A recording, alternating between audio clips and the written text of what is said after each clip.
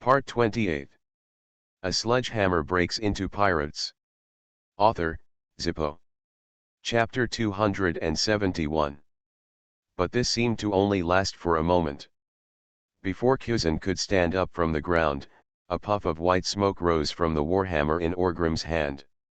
Then, the biting cold air dissipated, and then Orgrim's body shook, shattering all the ice cubes. At the same time, Jun slashed out with his sword, trying to cut Orgrim in two.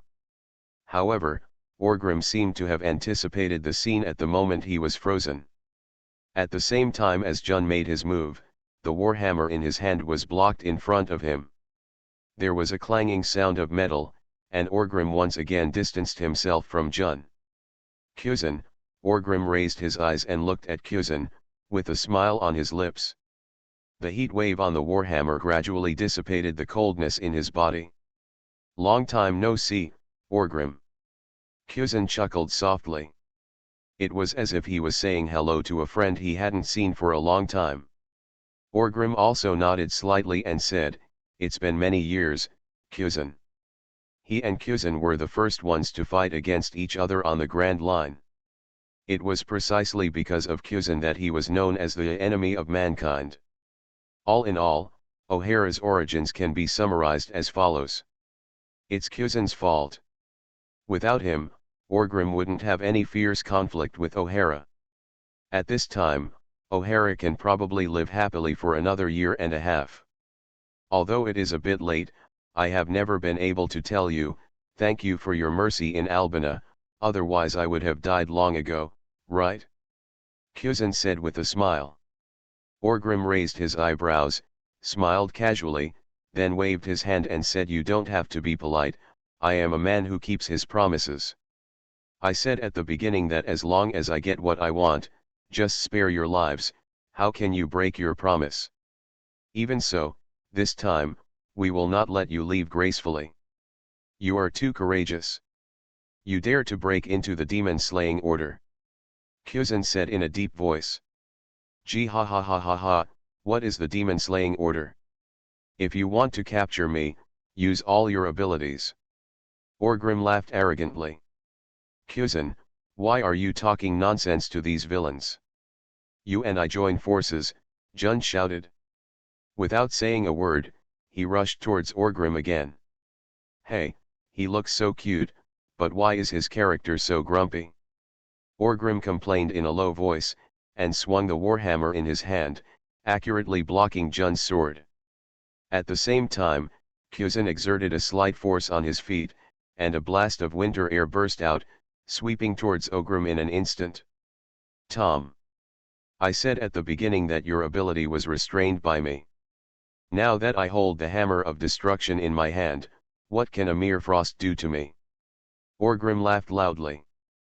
The warhammer in his hand suddenly erupted with a shockwave, repelling Jun's slash. At the same time, the scorching air flow swept out, blocking Kuzan's cold air. 3 meters away from him, Kuzan also had a helpless smile on his face. He could see now that Orgrim had restrained him to death. If he was fighting alone, he was 100% going to die. Fortunately, there were enough helpers here. Just as Orgrim was resisting Kuzan's cold air, the ground under his feet suddenly became even hotter. He was startled and stamped down. The powerful shockwave instantly shattered the ground and exploded into a cloud of smoke. At the same time, at the moment the ground collapsed, a heat wave erupted from the underground. Then, Sakaski's figure with hot magma flowing all over his body emerged from the ground. He grabbed Orgrim's legs. "Come down here," Sakaski roared. "Who do you think I am?" Orgrim cursed angrily, and the impact force under his feet instantly condensed a transparent energy ring. As soon as Sakaski's palm came into contact with the energy ring, he was blown to pieces. At the same time, Orgrim Reem also jumped out of this area immediately. As soon as his feet landed, a golden light flashed through. Orgrim was shocked. Just as he was about to resist, he saw Barrett hit the golden light. Go up, directly knocking Porosalino away. At the same time, Barrett did not pause and kicked Orgrim from the air. How? Not working anymore? Orgrim, Barrett laughed loudly. Orgrim swung the warhammer in his hand and hit Barrett's kick directly, blocking his blow.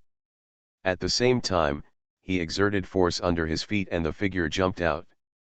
Sure enough, the next second, Jun slashed across the position where he was just now.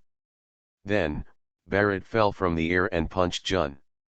Jun only had Orgrim in his eyes at this time, so this blow after getting out of the air, she failed to guard against Barrett quickly. Just as she was about to be punched by Barrett into Sakaski's lava, a wisp of cold air flashed through, forming a frozen half in front of Jun.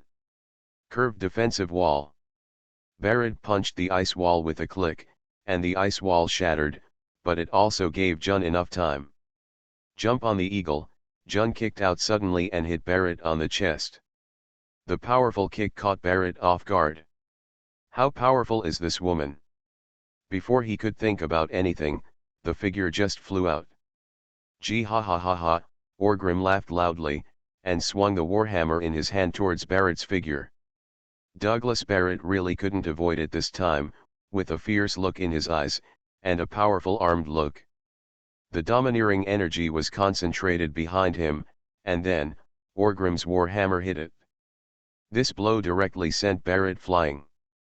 After rolling around on the ground, Barrett just stopped. And saw that Sakaski had already punched him. Facing the hot magma, Barrett had a smile on his lips. Putting one hand on the ground, he shouted in a low voice, "Fusion." The moment he finished speaking, the rock and soil on the ground surged up. In the blink of an eye, Barrett seemed to be wrapped in thick rock formations and turned around. He punched Sakaski, and the rock, soil, and magma collided together. Sakaski was unable to break through his defense for a while. Frozen to thorn spear, Kuzan suddenly waved his hand, and two ice spears stabbed Orgrim. At this moment, a slash suddenly appeared among everyone. This slash didn't seem to be directed at anyone, but it happened to hit him. Kuzan's two thorn spears were chopped into pieces. Then, everyone looked over there at the same time, and saw Mihawk wielding the black knife, fighting fiercely with a person. That guy Shanks. A flash. Mihawk shouted in a low voice. God avoids, the famous sword griffin in Shanks' hand also slashed out. Then, their slashes collided in the air, and then they seemed to be evenly matched, and no one could do anything to the other. At this moment, the two slashes, the attack suddenly exploded and turned into several scattered slashes, flying out in all directions. Some of them flew to Orgrim and the others. Without hesitation, several people stepped forward with a strike. He stepped on it and dodged the slash. Shanks put one hand on the ground and dodged another blow from Mihawk. He jumped directly into the air, spun around in the air several times, and headed towards Sakaski. That side fell down. Sakaski was not polite to him and raised his hand to shoot out lava.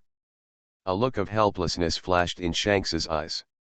He didn't want to participate in a brawl of this level at all. He was clearly watching a show just now. Okay, that bastard Mihawk suddenly said he wanted to spar. He didn't care whether he agreed or not, so they started fighting. The two of them kept fighting, and finally fought from the back mountain to the side, forcing Shanks to join the battlefield. Griffin, the moment Shanks fell in the air, he struck again with a slash, directly hitting Sakaski's magma, cutting a hole in the magma, and with the help of this force, he landed steadily on the ground. Dark Knight, the moment Shanks landed, Mihawk slashed out again. The powerful slash turned into a green light and struck Shanks, but the problem was that Shanks fell on the ground at this time. Not far behind UN. This sword can be regarded as including Jun inside. Jun's expression changed, and he slashed out Jinpura in his hand. Frosty white fog, Jun shouted in a low voice. Then Jinpura cut off Mihawk's slash with a knife, and then Mihawk's figure also rushed in front of Jun. His expression was a little surprised, as if he didn't expect that he could still do it here. Meeting an excellent swordsman. The surprise passed by in a flash and turned into excitement. Crack, Mihawk shouted again, and the black sword in his hand, yeah, pressed directly towards Jun. Jun cursed secretly, although he didn't want to pay attention to Mihawk at all, but he couldn't let him chop himself randomly at this time. In the blink of an eye, Jun and Mihawk started fighting. It was too late, but it was so fast. From the time Mihawk and Shanks entered the scene until now, it was only 3 or 5 breaths. Orgrim and Bartee glanced at each other, and then the two of them rushed towards each other at the same time, just pretending that these navy did not exist. Barrett! Orgrim growled. Orgrim, Barrett also roared. The next second, the two sturdy figures collided with each other. At the moment when they crossed each other, they gave each other 3 punches and 2 kicks, and then pulled away again. With a swipe under his feet, a burst of dust was raised. Orgrim threw away the warhammer in his hand and smashed it on the ground. Then he moved his neck and made a clicking sound. Barrett also paused at this time and turned around again. Facing Orgrim, he exerted force with his feet, and the thick rock and soil covered his body again, like armor, looking extremely powerful. Orgrim's feet exploded with an impact, and the figure rushed towards Barrett. Barrett also laughed ferociously and rushed towards Orgrim. Tyrannosaurus charging elbow, Orgrim raised his elbow and struck the heavy rock on Barrett's chest. The Wrath of Ghosts, Barrett's fist, domineering and ghostly energy entangled, condensed new power, punched Orgrim's chest. The moment the two collided, golden light flashed in the sky, and Polosalino Fey crossed his arms in front of his chest and said softly 8-foot Kyan Megatama. Countless rays of golden light flashed and fell from the sky, covering both Orgrim and Barrett, causing continuous explosions. The explosion had not stopped yet, and a powerful impact suddenly burst out from the smoke of the explosion. Barrett's figure was knocked away and rolled out. The rock armor on his body was shattered on the ground, and some blood spilled from the corner of his mouth, but it seemed to be nothing serious. Then, the entire O'Hara Island trembled. Kuzan's expression changed first. This kind of power, awakening. But before he could think about it, an invisible force of impact instantly swept out from the smoke of the explosion, and Kuzan's body was shattered into several pieces. Shanks, who was fighting with Sakaski, was directly thrown away and rolled on the ground several times in embarrassment. Sakaski's body was also constantly exploding with magma, and his whole body was crackling like a firecracker. But this was only for a moment, and the others were not affected at all. Devil Fruit awakening, after Sakaski stopped the impact in his body, he looked at Orgrim in the smoke in surprise and murmured. "No, this is not an awakening," Jun said without hesitation. This sudden change was just a brief pause. Everyone started fighting again, and Orgrim's figure also walked out of the smoke. At this time, he looked slightly embarrassed. There was a trace of blood on the corner of his mouth, and every step he took, he exuded an impact force, as if the power was a little out of control. Cough cough cough, you can't do this kind of thing where the power of the impact suddenly condenses, collapses, and explodes again, Orgrim thought in his heart. A sledgehammer breaks into pirates. Author, Zippo. Chapter 272. At this time, on the warship of the Sengoku Admiral, the Sengoku Admiral was staring at the chaos on O'Hara Island, holding a phone bug in his hand, and was reporting what was going on. "Yes, I promise not to let Orgrim take away any scholar," the Warring States General responded in a deep voice. On the other side of the phone bug, it was the 5 old stars who were paying attention to O'Hara's news in Marijoa. When they heard that Kazgarot Orgrim appeared in O'Hara, the 5 old stars also became nervous. In their opinion, there are 4 most noteworthy pirates in the world today, namely Orgrim, Kaido, Charlotte Lingling, and Whitebeard. But what really counts is if you get up, the one who is most capable of causing trouble and currently poses the greatest threat is the bastard Orgrim. Otherwise, it would be impossible for him to have become a man who is still active in one breath in less than 5 or 6 years after going to sea. Among the pirates, he has the second highest bounty, second only to Whitebeard. Shiji retired. Look at his two most famous troubles. One was to turn the execution of the pirate king of Rogue Town upside down. Ruined the great start of the world government.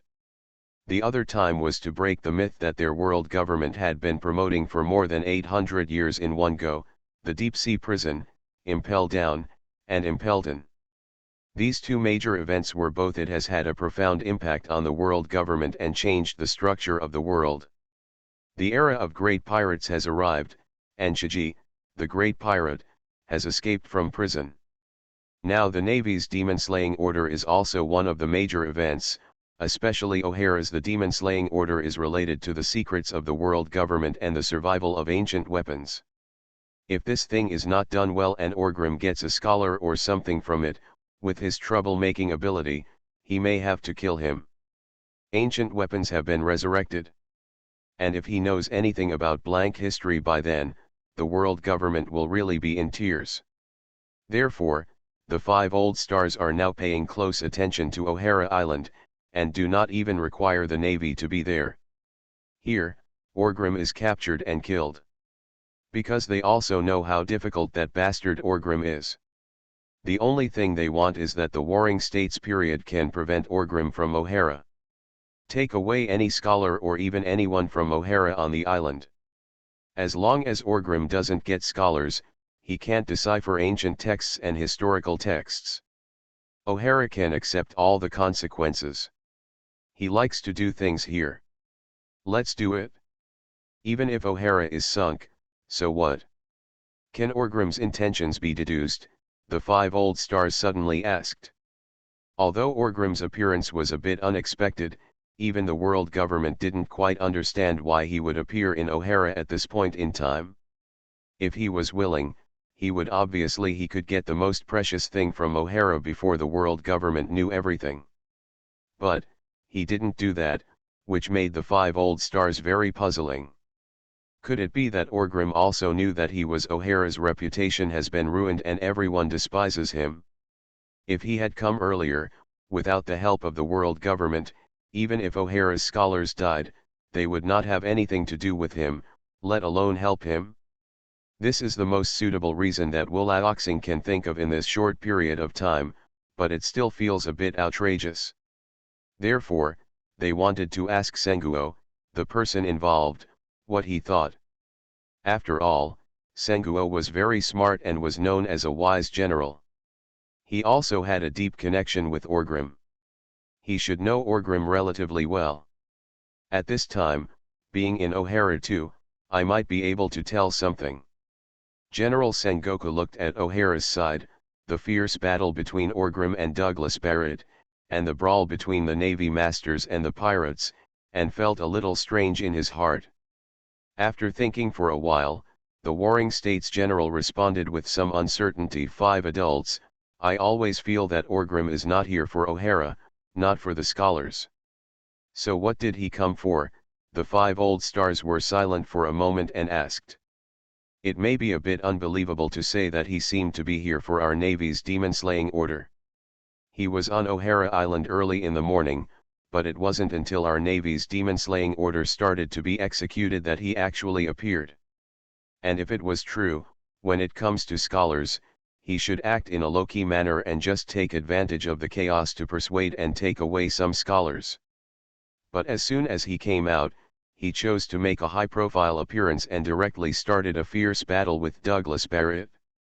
This gave I feel as if he is waiting for the demon-slaying order, and he has sent our Navy's demon-slaying order, as a stage to show your strength, the Warring States General said a little strangely. Although he found it a bit unbelievable, he did feel this way. Demon-slaying order? Stage, the 5 old stars were also confused. What is the demon-slaying order? If there is no general like Warring States present, it may not be truly high-end, but the demon-slaying order with a naval admiral sitting in charge is not that simple. Why is this Orgrim crazy? Is he too courageous? He is simply arrogant. Show off your strength. Who does he show it to? As long as we block the news, everything about O'Hara can be covered up, and we have the right to speak, Wu Laoxing said with some doubts. This time, the world government did not let the reporters in, so O'Hara's final conclusion was entirely up to the Marines and the world government. Now that I think about it, I could even pass the blame to Orgrim. For example, let me emphasize that O'Hara studied ancient texts and historical texts, transformed into a demon, and wanted to resurrect ancient weapons. However, he attracted Khazgaro's Orgrim, who coveted this power. When the Navy and the world government discovered this sign, they responded quickly and immediately launched the demon-slaying order. In order to ensure the safety of the world and fight against the evil pirate power, O'Hara was completely destroyed and eliminated. Look, with such good words, all the inhuman aspects and influences of the Navy and the world government have been stripped away in an instant. There is now a better and higher reason to deal with O'Hara. At the same time, with the existence of Orgrim, the scapegoat, the world government can also use this to better warn other scholars in the world, letting them know that if you study historical texts and ancient weapons, you will not only be sanctioned by our world government, will also attract the evil pirates. At that time, you will really be unable to survive or die. Thinking of this, Wu Laoxing was still a little excited. As long as Orgrim did not take away O'Hara's scholars this time due to the power of the Navy, then in real terms, the situation seemed to be good for their world government. Advantageous. This is the first thing that the 5 old stars thought of. Of course they, the highest power center of the world government, want to maintain the reputation of the world government. O'Hara was destroyed by the demon-slaying order as a last resort. What a good excuse. But the Warring States General didn't think too much about it. After hearing the question from the 5 old stars, the Warring States General was silent for a moment, and then said, I think it was Douglas Barrett, and Orgrim was showing him his power. Strength. Do you mean? Wu Laoxing seemed to understand something when he heard this. Yes, I think that if Orgrim achieves his goal this time, then I have reason to suspect that Douglas Barrett will join the Warhammer Pirates and become their new member, the Warring States General said in a deep voice. The 5 old stars also have a slight toothache on the phone bug. Orgrim's Warhammer Pirates are already very powerful. If there are more Barretts, then even stronger. However, they did not expect that Orgrim was looking for Barrett not because of his personal strength, but because of his military ability. Putting aside this perspective, let's think about this matter thing. The first conclusion that can be drawn is that it is due to personal strength. After all, among the people at the same time as Orgrim in the sea today, there are few who are better than him. It can even be said that there is only one person. The one who can keep up with him is Douglas Barrett. Once Orgrim takes down Douglas Barrett, he will truly become the #1 pirate of the new generation.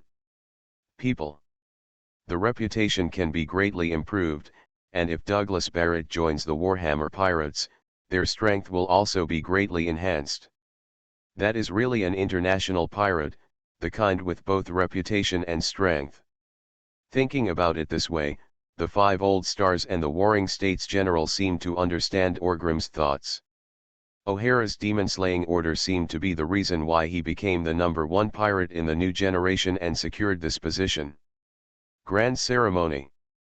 You are so particular about people. I didn't expect this rude pirate from Orgrim to be quite stylish. Although I think it is a very bad sign for Barrett to join Orgrim's banner, but in fact, Barrett himself is a big threat on the sea. He likes to cause massacres and make people panic. If he joins the Warhammer Pirates now, he will be nothing more than merging with that bastard Orgrim. For one. Although the threat level has increased, it is not unacceptable. As long as they don't get the scholars and master the key to resurrecting the ancient weapons, everything will be easy. Therefore, after thinking about it, the 5 old stars the Warring States General set the tone for this operation. In the Warring States period, everything must be done on the premise of ensuring that the Warhammer pirates do not get Scholar O'Hara. As for the rest of Orgrim's actions, and whether Douglas Barrett will join the Warhammer pirates, these are all acceptable and risky. Later, do you understand, the 5 old stars ordered. The Warring States General also responded quickly when he heard the words. This would be much easier to handle. On the contrary, if the 5 old stars strongly requested him to kill Orgrim and Barrett here in the Warring States period, then it's really uncomfortable. Although judging from the current situation of the Demon Slayer Order's fleet and his Warring States presence, it is not impossible to fight against Orgrim and others, and there is even a little bit of strength left. But if you want to completely capture them, then it's very difficult. Although there are Kyuzan, Sakazuki, Porosalino, Jun and even Sengoku on the Navy side. But don't look at these pirates who are having fun fighting each other now, but once the situation reaches that point, it is not impossible for them to join forces instantly. At that time, Orgrim, Douglas Barrett, Mihawk, and the one who looked inconspicuous before, but now looking at it, they are also very powerful. Kess, if they join forces to deal with the Navy, it's not impossible to defeat them. It's unlikely that they can take them down. Even if they lose to the demon-slaying order, they can still escape. Now you have 5 old stars. Just keep it in mind. This battle is not about defeating the pirates, but just the scholars, and that's it. If you keep talking, then we, the Warring States period, won't be so sleepy. Yes, please rest assured, 5 adults, our Navy guarantees to complete the mission. The Warring States General accepted the order without hesitation. Very good. As long as this biggest strategic goal can be achieved, your Navy will have no fault this time. Warring States, work hard. We are still very optimistic about you. When your Navy makes some results in the future, that guy Cyborg will come.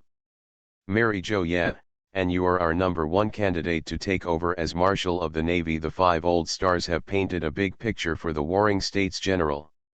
In fact, they are not deceiving this guy. Generally speaking, the 5 old stars are quite satisfied with the Warring States period. This guy can fight, but he has a good mind. The key is that he can understand the various orders of the world government and has a good overall view. Some conclusions can be seen from the draft of the King's Shishibukai plan. Although he is dissatisfied with the plan, as long as the order is issued, he would still do as he was told. Even if many things happened later to suppress the living space of King Shishibukai, it was still his sense of honor as a navy, and he did not violate the orders of their world government. What could he do? The degree is all his own in the Warring States period, and there is nothing to hold accountable. And O'Hara also accepted the inhumane method of the demon-slaying order as soon as the order was given. It can be seen that although the Warring States period has his own thoughts in his heart, idea, but he is able to accept the overall view of the world government and handles it very well. He is a good candidate for a naval marshal. I have been a little busy these 2 days, I have work on hand, and the update time is not stable, but I will promise to work hard, so I hope you guys can give me more flowers and monthly passes. Thank you. You are listening to Novels at Bless Up channel. Wish you happiness and luck. How do you feel about this novel? Please like and leave a comment. A sledgehammer breaks into pirates. Author, Zippo. Chapter 273. On the warships around O'Hara, Lieutenant General Flying Squirrel, Lieutenant General Hwashaishin and Lieutenant General Ghost Spider were all hesitant. The previous order from the Warring States General came down, saying that all the lieutenant generals in their demon-slaying order should deal with Orgrim and others. But the problem is that the battle ahead is fierce at this time. No matter how the Flying Squirrel, Ghost Spider, and Huo Xiaoshan look at it, they all feel that they can't keep up with such a high-end grade. They are different from the proud men of heaven like Sakazuki, Kyuzan, Porosalino, and Jun. Flying Squirrel, Huo Xiaoshan, and Ghost Spider feel that they are the best among ordinary people, but when compared with them, they are still far behind, not even a little bit different. Sakaski and the others were able to become generals because they each relied on their strength. They can really fight. There are 3 natural types and 1 phantom beast species. Isn't this enough? The 3 flying squirrels felt that their ability to become generals only accounted for a small part because of their strength. Most of them were due to other reasons, such as hard work and loyalty. So when Sakaski took action immediately, Porosalino, Jun, and Kuzan took action one after another.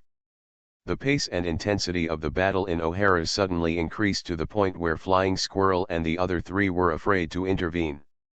As a Vice Admiral of the Navy headquarters, although he seems a little embarrassed in terms of strength, his eyesight is very good. From the current point of view, Orgrim and other pirates are almost fighting on their own, and there seems to be no cooperation. Jorah Cormahawk only focuses on Shanks and Jun. Orgrim and Douglas Barrett were even more defeated. But even so, Sakaski and others failed to take advantage of the navy. The situation was still a stalemate, and the whole battle turned into a chaos. And in this case, if the 3 vice admirals whose strength is not up to standard rush in, let alone provide help to Sakaski and the others, 9 times out of 10, it will become a hindrance. Because of this, Flying Squirrel and the other 3 people clearly received the order from the Warring States General just now, but they still did not act. Because they knew very well that it might have been an arrangement made by the Warring States General out of desperation. If they acted recklessly, they would not be blamed for the problem, but it would also leave a bad impression on the Warring States General. The Warring States General is a very open-minded boss. After he reacts, he may make adjustments. Just as Lieutenant General Flying Squirrel touched his chin and watched O'Hara's battle, the phone bug in his hand suddenly rang. Lieutenant General Flying Squirrel lowered his head and saw that he was indeed a Warring States General. "General," Lieutenant General Flying Squirrel responded quickly. "Flying Squirrel, you've done a great job. The world government has already come up with a plan. Our Navy wants stability this time. It's enough to just get rid of O'Hara's scholars. Orgrim and the others have gone a step further.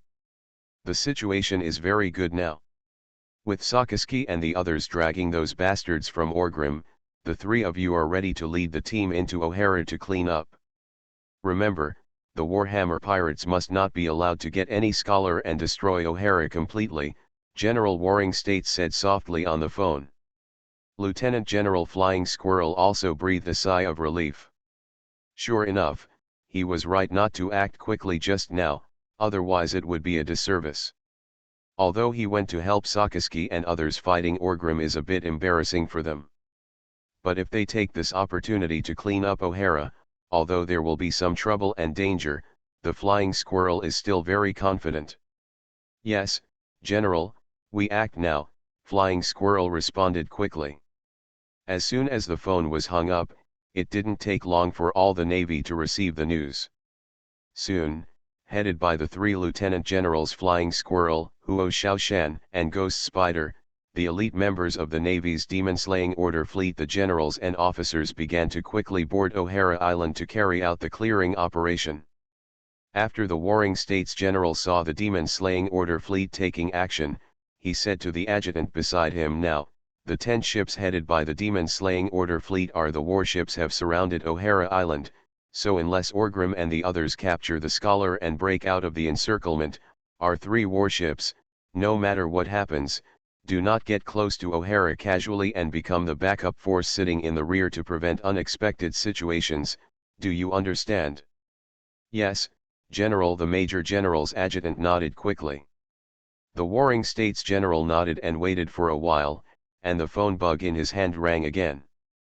"Spangdon," the Warring States General asked in a deep voice. "It's me, the Warring States General," Spandine also responded quickly. Unlike lieutenant generals like Sakaski, General Warring States is the highest commander of this operation and the person with the highest status and administrative level. Spandine cannot afford to offend him. "Gotta take good care of you. How about it? Have you discovered the Warhammer pirates ship?" What's the information about the New World? What about scholars? General Waring States asked quickly. Spangdon did not dare to neglect, and quickly explained. General Waring States, our CP-9 has checked the entire area around O'Hara, especially the back mountain area where they appeared. Although traces of their life that had been hidden here for some time were found, no ships were found. As for the scholars, they have all been captured in front of the Tree of Omniscientity, so there should be no omissions. Our last men who evacuated there confirmed that Orgrim's men only took away a little guy, who looked to be no more than 10 years old. Arrive. The Waring States general frowned slightly when he heard this, and asked, "Aren't you under 10 years old? That's nothing. Over there in the New World, is Orgrim's flagship, the Black Narwhal, still there?" "Yes," Stussy said that this ship is still parked in the port of Avalon, and the rest of the Warhammer Pirates cotters have also confirmed their whereabouts in the New World, and most of them are in Avalon. It can be judged that this incident will hardly involve the other members of the Warhammer Pirates. Spangdon quickly introduced again. It is impossible for Orgrim, Douglas Barrett, and others to appear on O'Hara Island out of thin air, but now there is nothing else around O'Hara except Navy warships. Ship. This is very strange, so the first thing the Warring States general thought of was the Black Narwhal. After a period of investigation and what happened in Rogtown, the Navy had already understood it. In the hands of Orgrim, the deep-sea overlord, Black Narwhal is a very complete and powerful advanced warship. It is even more powerful than the general's car at their naval headquarters. Because this ship can not only sail rapidly on the sea, what the heck, it can also dive deep, and the speed of deep diving is not slow. It is difficult to find it under a few hundred meters. Forget it. Not long ago, from the big incident in Impelton, another after getting certain confirmed information, this ship can fly. It seems that it is not just because of Shiji's ability, but because he really has the ability to fly. So when he heard that there was no movement around O'Hara, Sengoku the general immediately thought of this ship. But now it seems that this ship is in the New World, so what is going on?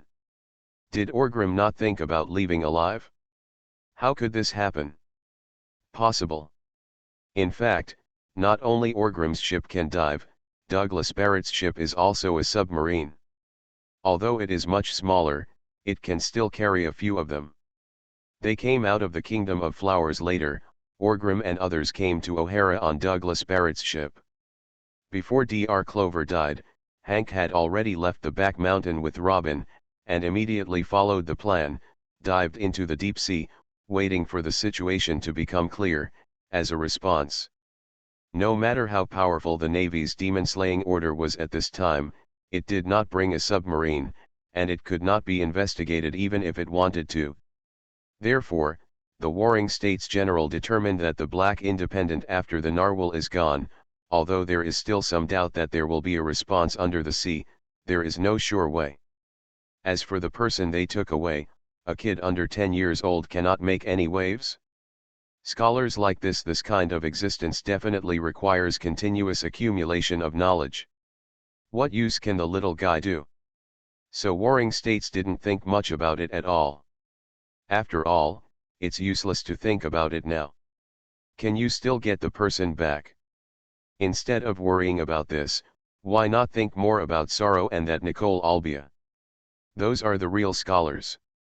I wonder if the gendarmerie caught them. If you want Stussy to continue to monitor the movements of the Warhammer Pirates, please leave O'Hara Island as soon as possible. Our Navy has begun to clean up the survivors on O'Hara, the Warring States General said in a deep voice. Yes, Warring States General Sponder responded. He didn't want to stay on O'Hara for too long. From the beginning, the Navy carried out indiscriminate bombardment, almost burying him under the Tree of Omniscient, if not for the evacuation when he was about to evacuate.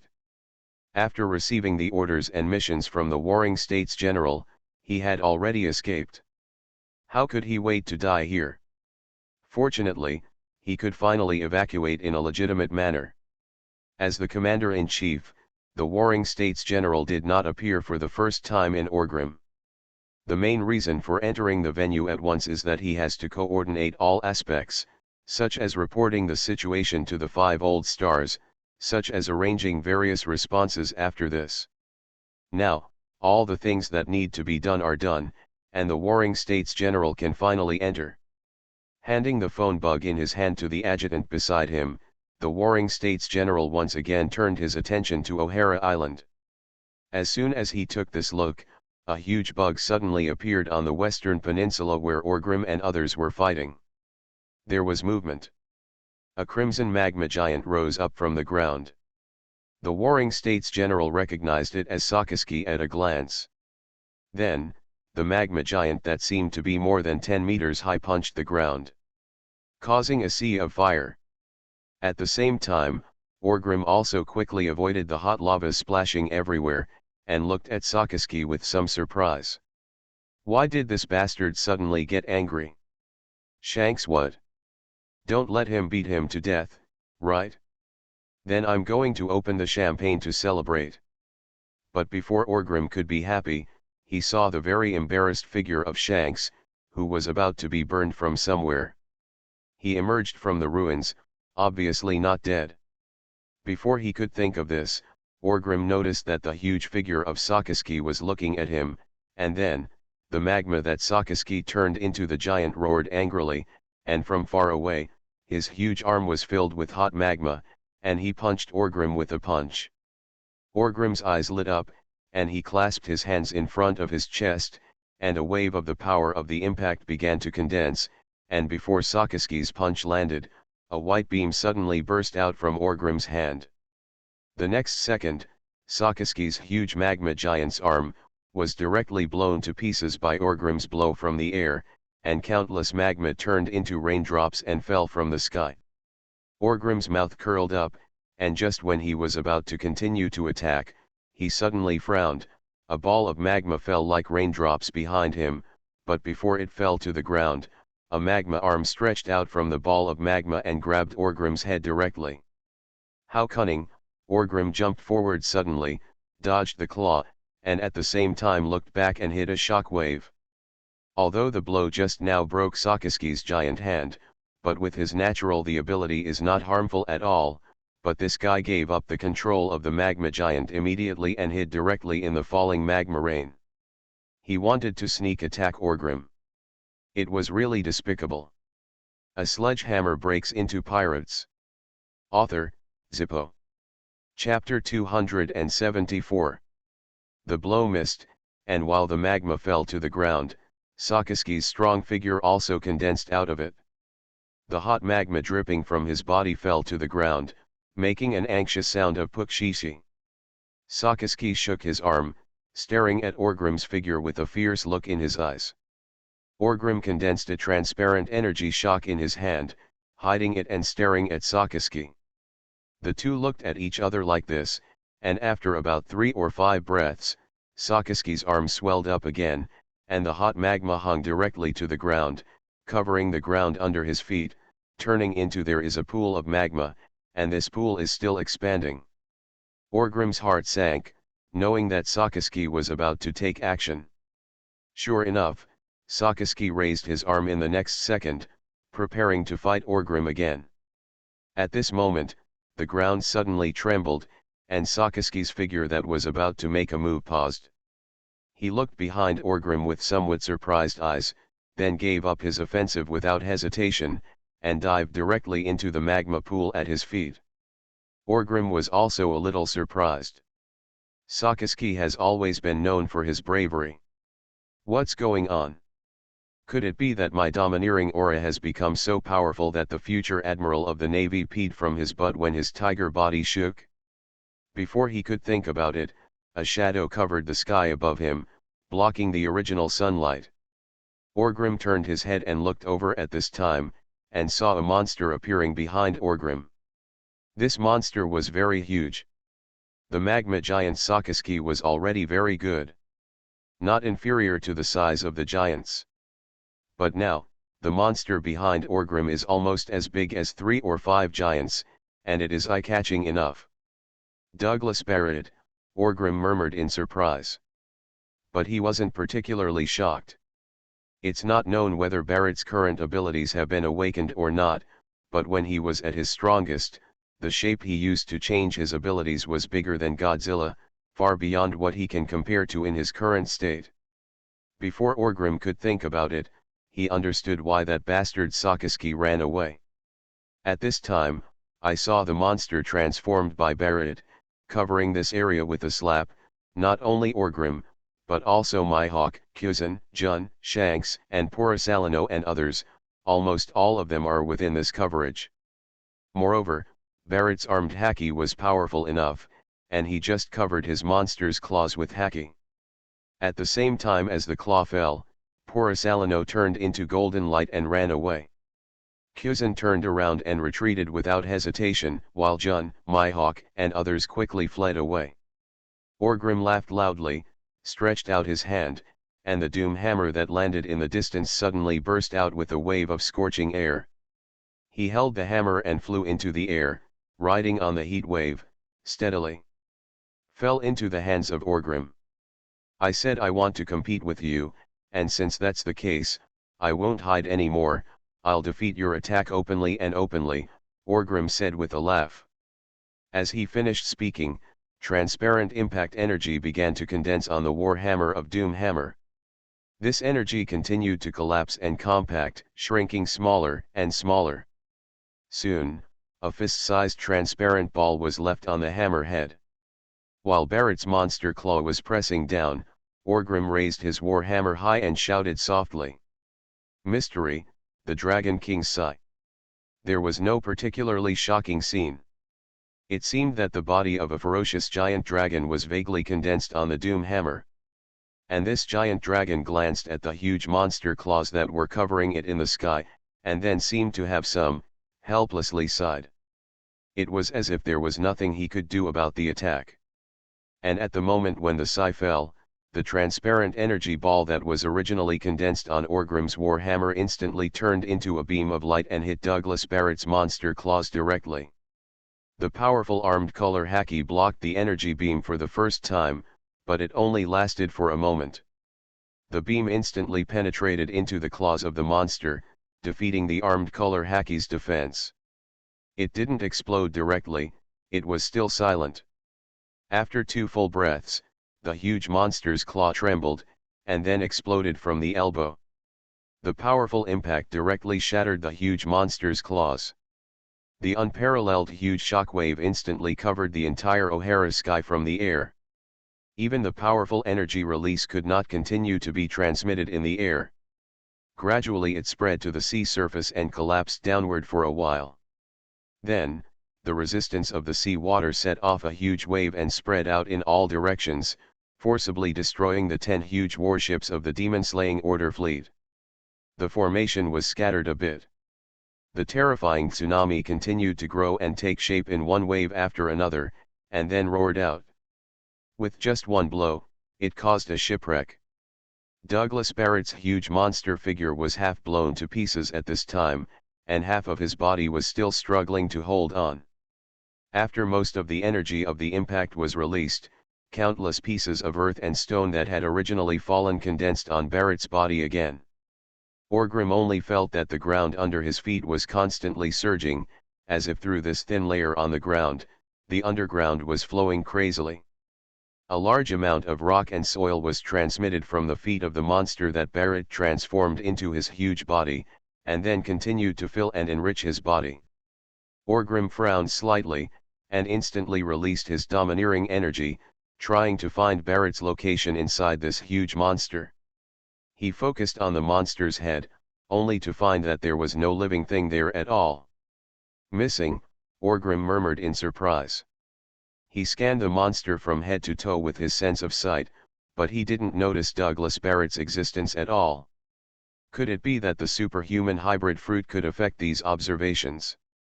This huge monster has become a fusion with Barrett, so the monster is him and he is the monster, Orgrim thought a little strangely. But he felt that it shouldn't be. When Barrett's ability was awakened, he didn't seem to have reached this step, right? And it doesn't make much sense to reach this step? Just when this huge monster was about to gradually fill up again, the warhammer in Orgrim's hand also became scalding hot. The heat flow caused by the high temperature continued to swirl around Orgrim, causing distortions in the burning air, causing his figure to become blurred. The force of the impact was transmitted from Orgrim's hands to the warhammer. On the hammerhead, it was continuously compressed and solidified again. At the same time, the monster also raised its arm again, with powerful arm domineering covering it, and then slammed it down with a blow towards Orgrim. Orgrim took a deep breath, and the energy limit of the warhammer in his hand expanded. There is a vague feeling that I cannot control it. The unstable impact force will release a little wave from time to time. It is obviously not touching the ground, but the ground seems to be unable to withstand the pressure. It is constantly breaking and sinking. Collapse. And just when Orgrim was about to take action again, preparing to defeat this huge monster in one fell swoop, suddenly in the sky, a golden light flashed above the head of the strange monk. Poor Salino, Orgrim murmured with some doubts in his heart, but the next second, his expression changed slightly and said no, Warring States. Although he had received information from Kuzan before that Warring States was also nearby, Orgrim did not really see Warring States and did not fully believe what the Navy said. What if it was to scare him? But this time, he's sure, my subordinates, there is an impact force in the air. Although this force does not belong to him, Orgrim can still feel it and is very familiar with it. After all, when he was in the Shampoo Islands, he once seized control of this power. There is no doubt that everything else can be disguised, but this must be the Sengoku himself. 3000 thoughts, the kingdom of Buddha is in the palm of your hand, the roar of the Warring States general came from the sky. The next second, the golden light turned into a giant Buddha. Although it still seemed a bit small compared to this huge monster, the golden Buddha slapped the monster's head. It went down. A powerful impact burst out, and at the same time it manifested into the posture of a giant Buddha. This giant Buddha seemed to hold a kingdom in its hands, which could be large or small. Then the huge monster's head suddenly exploded with this blow. At the same time, the warhammer in Orgrim's hand also swung towards the monster's figure. Mysterious meaning, Dragon King's roar, Orgrim roared. Different from the colorless eye just now, this time, the force of the impact seemed very manic, as if the dragon was angered, and there was a faint roaring momentum. When the impact hit the huge monster, a huge explosive wave was produced immediately. The powerful impact was continuously vented, and the entire O'Hara Island trembled. The huge monster was killed by Ogre. The place where Mew hit was directly annihilated, as if everything did not exist. Then the power of the Warring States general also suppressed it from top to bottom. In conjunction with Orgrim's impact, the two of them moved up and down. Directly this giant beast was completely destroyed. The huge upper body fell directly towards the island like a landslide. Orgrim stepped on his foot, used shaver step, and the figure disappeared directly on the spot. The next moment, the huge landslide hit the ground, directly destroying and filling up Sakaski's magma pool. The impact also brought up a thick plume of smoke and dust, which was blown up and floated in the air. Soon, all sight was blocked. Orgrim's figure was on the island again, stepping on the huge ruins of stones, which seemed to be the upper body of the monster just now. Then Orgrim's eyes were on. He kept scanning through the dust that obscured his vision, and the domineering aura on his body was also constantly probing. Soon, he locked in a direction and stared at that direction. After a while, a golden light emitted. A huge figure emerged from the smoke and dust, looking like a wealthy Buddha. Warring States period, Orgrim whispered softly. As his words came out, the figure of the giant Buddha also stopped, and then Orgrim heard the familiar voice of Warring States. Orgrim. The Warring States general murmured softly. Through the smoke and dust, he could vaguely see the outline of a strong figure. In the hand of the figure, he was holding a relatively clear red warhammer, which was emitting billowing heat waves. A sledgehammer breaks into pirates. Author, Zippo. Chapter 275. The Warring States General has always been curious, what on earth did Orgrim do? After all, ordinary pirates will not take the initiative to provoke the navy unless necessary. Although Orgrim has caused major incidents before, those two incidents are not to say that they have nothing to do with him. Roger is the pirate king, although it makes Orgrim seem to be very hot-blooded and nosy. But if you think about it carefully, he is indeed young and hot-blooded, which is normal, and you can understand his motives. Then the great pirate era began. Not to mention Impelton, Orgrim was trying to save Shiji, so there was no need to think too much about it. In addition, Orgrim is also considered quiet and will not take the initiative to provoke the navy. He is doing his own thing steadily in the New World, without the feeling of causing trouble when he first went to sea. This is what a normal pirate should look like. It would be weird if he was still doing trouble all day long when he reached this stage. It will even lower the quality of big pirates like them. But what happened suddenly? Why did Orgrim have convulsions? Is it really for Douglas Barrett? Thinking of this, the Warring States General asked softly through the smoke, Orgrim, are you here for the scholars of O'Hara? Scholar? Orgrim was stunned for a moment, then laughed and said, yes, I am here just for these scholars. As soon as he finished speaking, the Warring States General's pupils that were covered by smoke shrank suddenly. This guy really came here for those scholars. Damn it, did I miscalculate something? Could he have already succeeded? This is terrible. If this is the case, we can't just let him go. We must do everything possible to keep Orgrim at any cost, otherwise the ancient weapon, destroy the world. With Orgrim's crazy character and fearless style, what can't he do?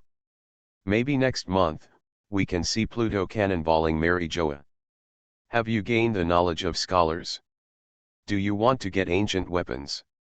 Fulfill Shiji's ambition. The Warring States General immediately thought of Shiji and asked in a deep voice. After all, it is almost universally known in the sea that Shiji covets ancient weapons. If Orgrim came to cause trouble out of this idea, he would. It's not that he can't understand. Orgrim glanced at the vague Warring States General strangely, and then said, there is no need to test anything. There is nothing to hide. I am not afraid to tell you that Boss Shiji has retired. Warhammer the pirate group is run by my will, Orgrim, and has nothing to do with Boss Shiji. As for his ambitions, his dreams, etc., although I can help him, he is too old to walk.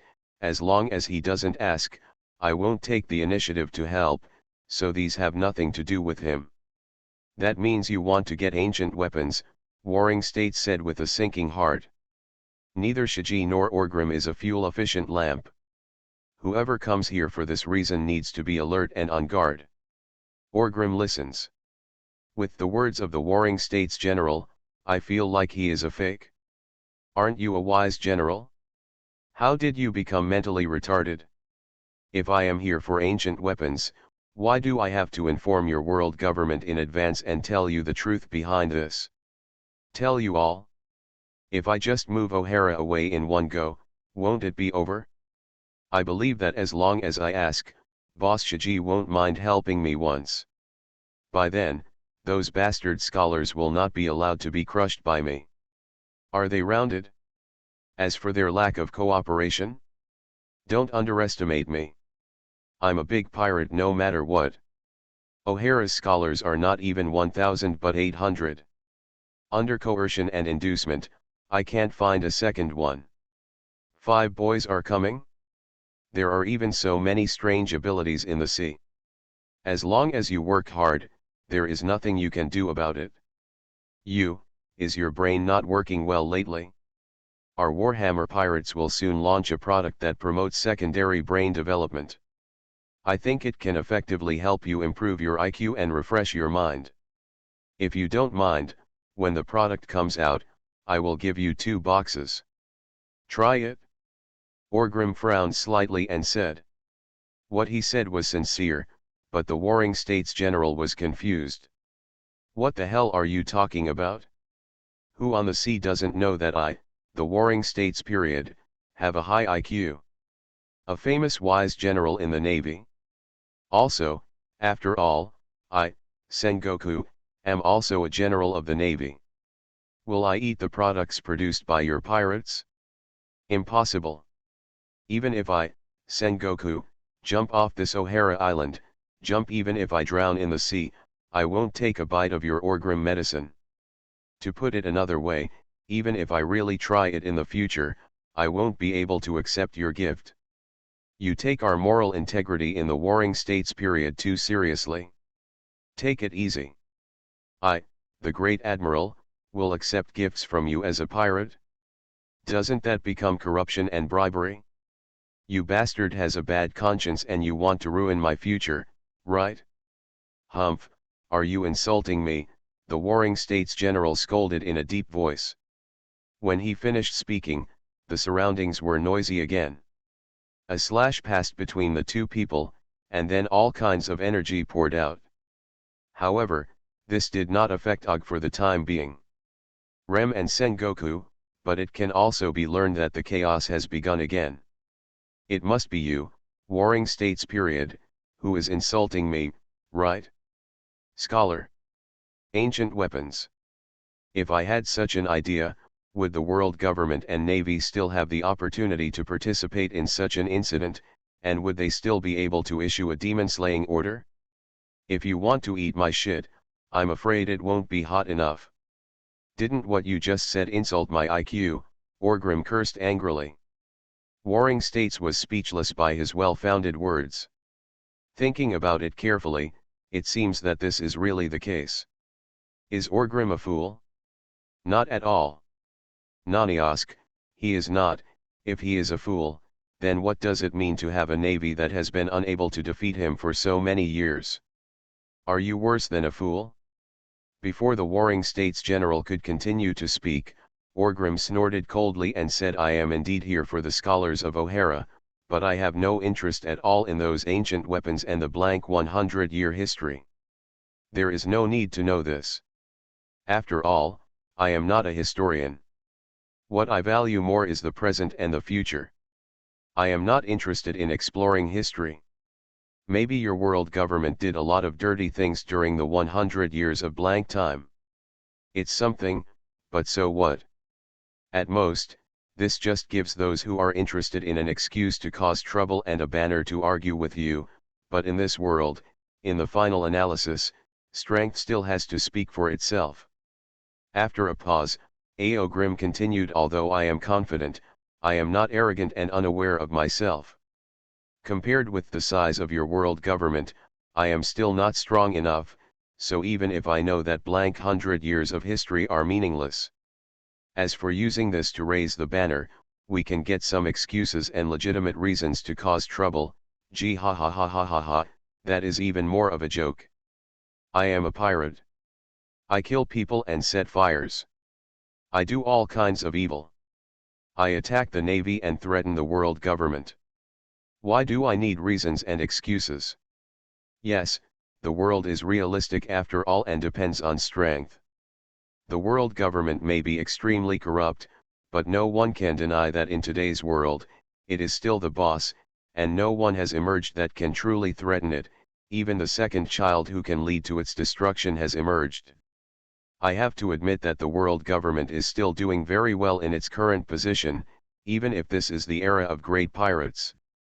Therefore, Orgrim is very convinced that even if it is really blank, 100 years of history has been unraveled, and it is full of shit about the world government, all black information. But in a practical sense, at least for now, the impact on the world government is not particularly great. At most, it affects his reputation, so that the world government has a bad reputation, and is just a mess. But so what? Will the Navy be independent? Will each of the member states break away from the world government? Isn't this nonsense? If the Navy is independent, who will pay them? If the member states secede, who will pay them? come and send a navy to protect them. Therefore, it is impossible for these to appear. The world government is still the world government, but its name has become bad. So this blank 100 years of history and so on, for pirates like Orgrim, it's completely meaningless. He doesn't need to make these excuses and archways to show off his stance of justice, kindness, etc. He doesn't need these reasons, and he can still reasonably have trouble with the world government. As long as his strength can keep up, he doesn't need to make excuses. Dare to violently attack the world government. Orgrim may have some double standards, but he never denies his evil nature and position. He has not been hypocritical to this extent. In Orgrim's view, this blank 100 years of history, the most effective one is the Revolutionary Army. Maybe in the future, after the Revolutionary Army has achieved some success, they can use this black material to raise the banner and officially fight against the world government or the celestial dragons. The rest of the people seem to be right. I don't have much interest in this thing. As for the Revolutionary Army, as far as this era is concerned, there are only 3 melons and 2 dates, 3 big cats and 2 kittens, and they cannot threaten the world government at all, even if they learn the truth of history. Also doesn't mean much. Maybe this is what Roger said, they came early? So don't get me wrong, the reason I came here for the scholars is just to see how these bastards who have always been at odds with me were destroyed by you friends of justice, and to see their despair. It's just the appearance of death, gee ha ha ha ha ha, I have to say, it's really satisfying, especially when I smashed Dr. Clover into a pulp of flesh and blood with one hammer, and the anger in my chest finally vented out. Cool, Orgrim laughed wildly. At this time, Warring States was also confused. So this is why you came here? Then I have to say, you are really idle. Do what you should do as a pirate. Isn't it good to do something serious? But then I think about it, this kind of disordered chaos and madness seems to fit the temperament of Orgrim, the source of chaos and the public enemy of mankind. After all, this bastard, you use common sense trying to figure him out has no effect at all. On the contrary, these messy and strange reasons seem so, nature. Should I say it's you? As for Barad, although Orgrim didn't mention it, the Warring States General already had the answer in his mind and didn't ask any more questions. After figuring out this confusing thing, the Warring States General also breathed a sigh of relief. That's good. Seeing how crazy you are, I feel relieved. It still tastes the same as before. After all, if that bastard Orgrim really takes some scholar away, then it will be his turn to go crazy during the Warring States period. Now, although this truth is a little unexpected and a little funny, everyone is really happy. You, Orgrim, are still so chaotic and crazy. After letting go of his restless heart, the Warring States General breathed a sigh of relief, and then the floating dust between the two gradually fell. In the sights of both sides, the figure of the other party slowly appeared. The moment the two people's eyes really met, Orgrim moved, and so did Sengoku. The war hammer in Orgrim's hand brought up a searing wave of air, and struck out with a fierce blow. The golden light in the hands of the Warring States General shone brightly, and he transformed into a huge Buddha and hit Orgrim's war hammer without any courtesy. Go out. It can be seen that both sides seem to want to beat each other to death here. You are listening to Novels at Bless Up channel. Wish you happiness and luck. How do you feel about this novel? Please like and leave a comment. A sledgehammer breaks into pirates. Author, Zippo. Chapter 276. Orgrim /S Warhammer collided with Sengoku /S Golden Palm, and the powerful shockwave erupted, but was strangely confined to the hands of the Sengoku general. It seems that this force wants to conflict, but it can /T get out of the way. /H, on the Chambord Islands, I discovered that you can absorb the power of my impact. This gave me some ideas. Although I can /T do that like you, my ability also involves the power of impact. I can make some restrictions, but that's nothing. Your strength cannot be fully unleashed in my hands, Orgrim, the Warring States General said with a flash of confidence in his eyes. Although he cannot directly take away other people s shock waves for his own use like Orgrim, with his ability, he can indeed limit the performance of Orgrim s abilities. G ha ha ha ha, picking up people s wisdom, Warring States, you want to brag that you are better than me? Is it my superior fruit? Orgrim laughed loudly and said. It s not a high-level fruit, but don t forget, I am a fantasy beast and you are a superman, the Warring States General said with some pride. Although he is not a person who likes to show off, he is indeed very confident and proud of his ability as a fantasy beast. Humph, do you still think that I am Orgrim from the Chambord Islands back then? Want to limit my abilities?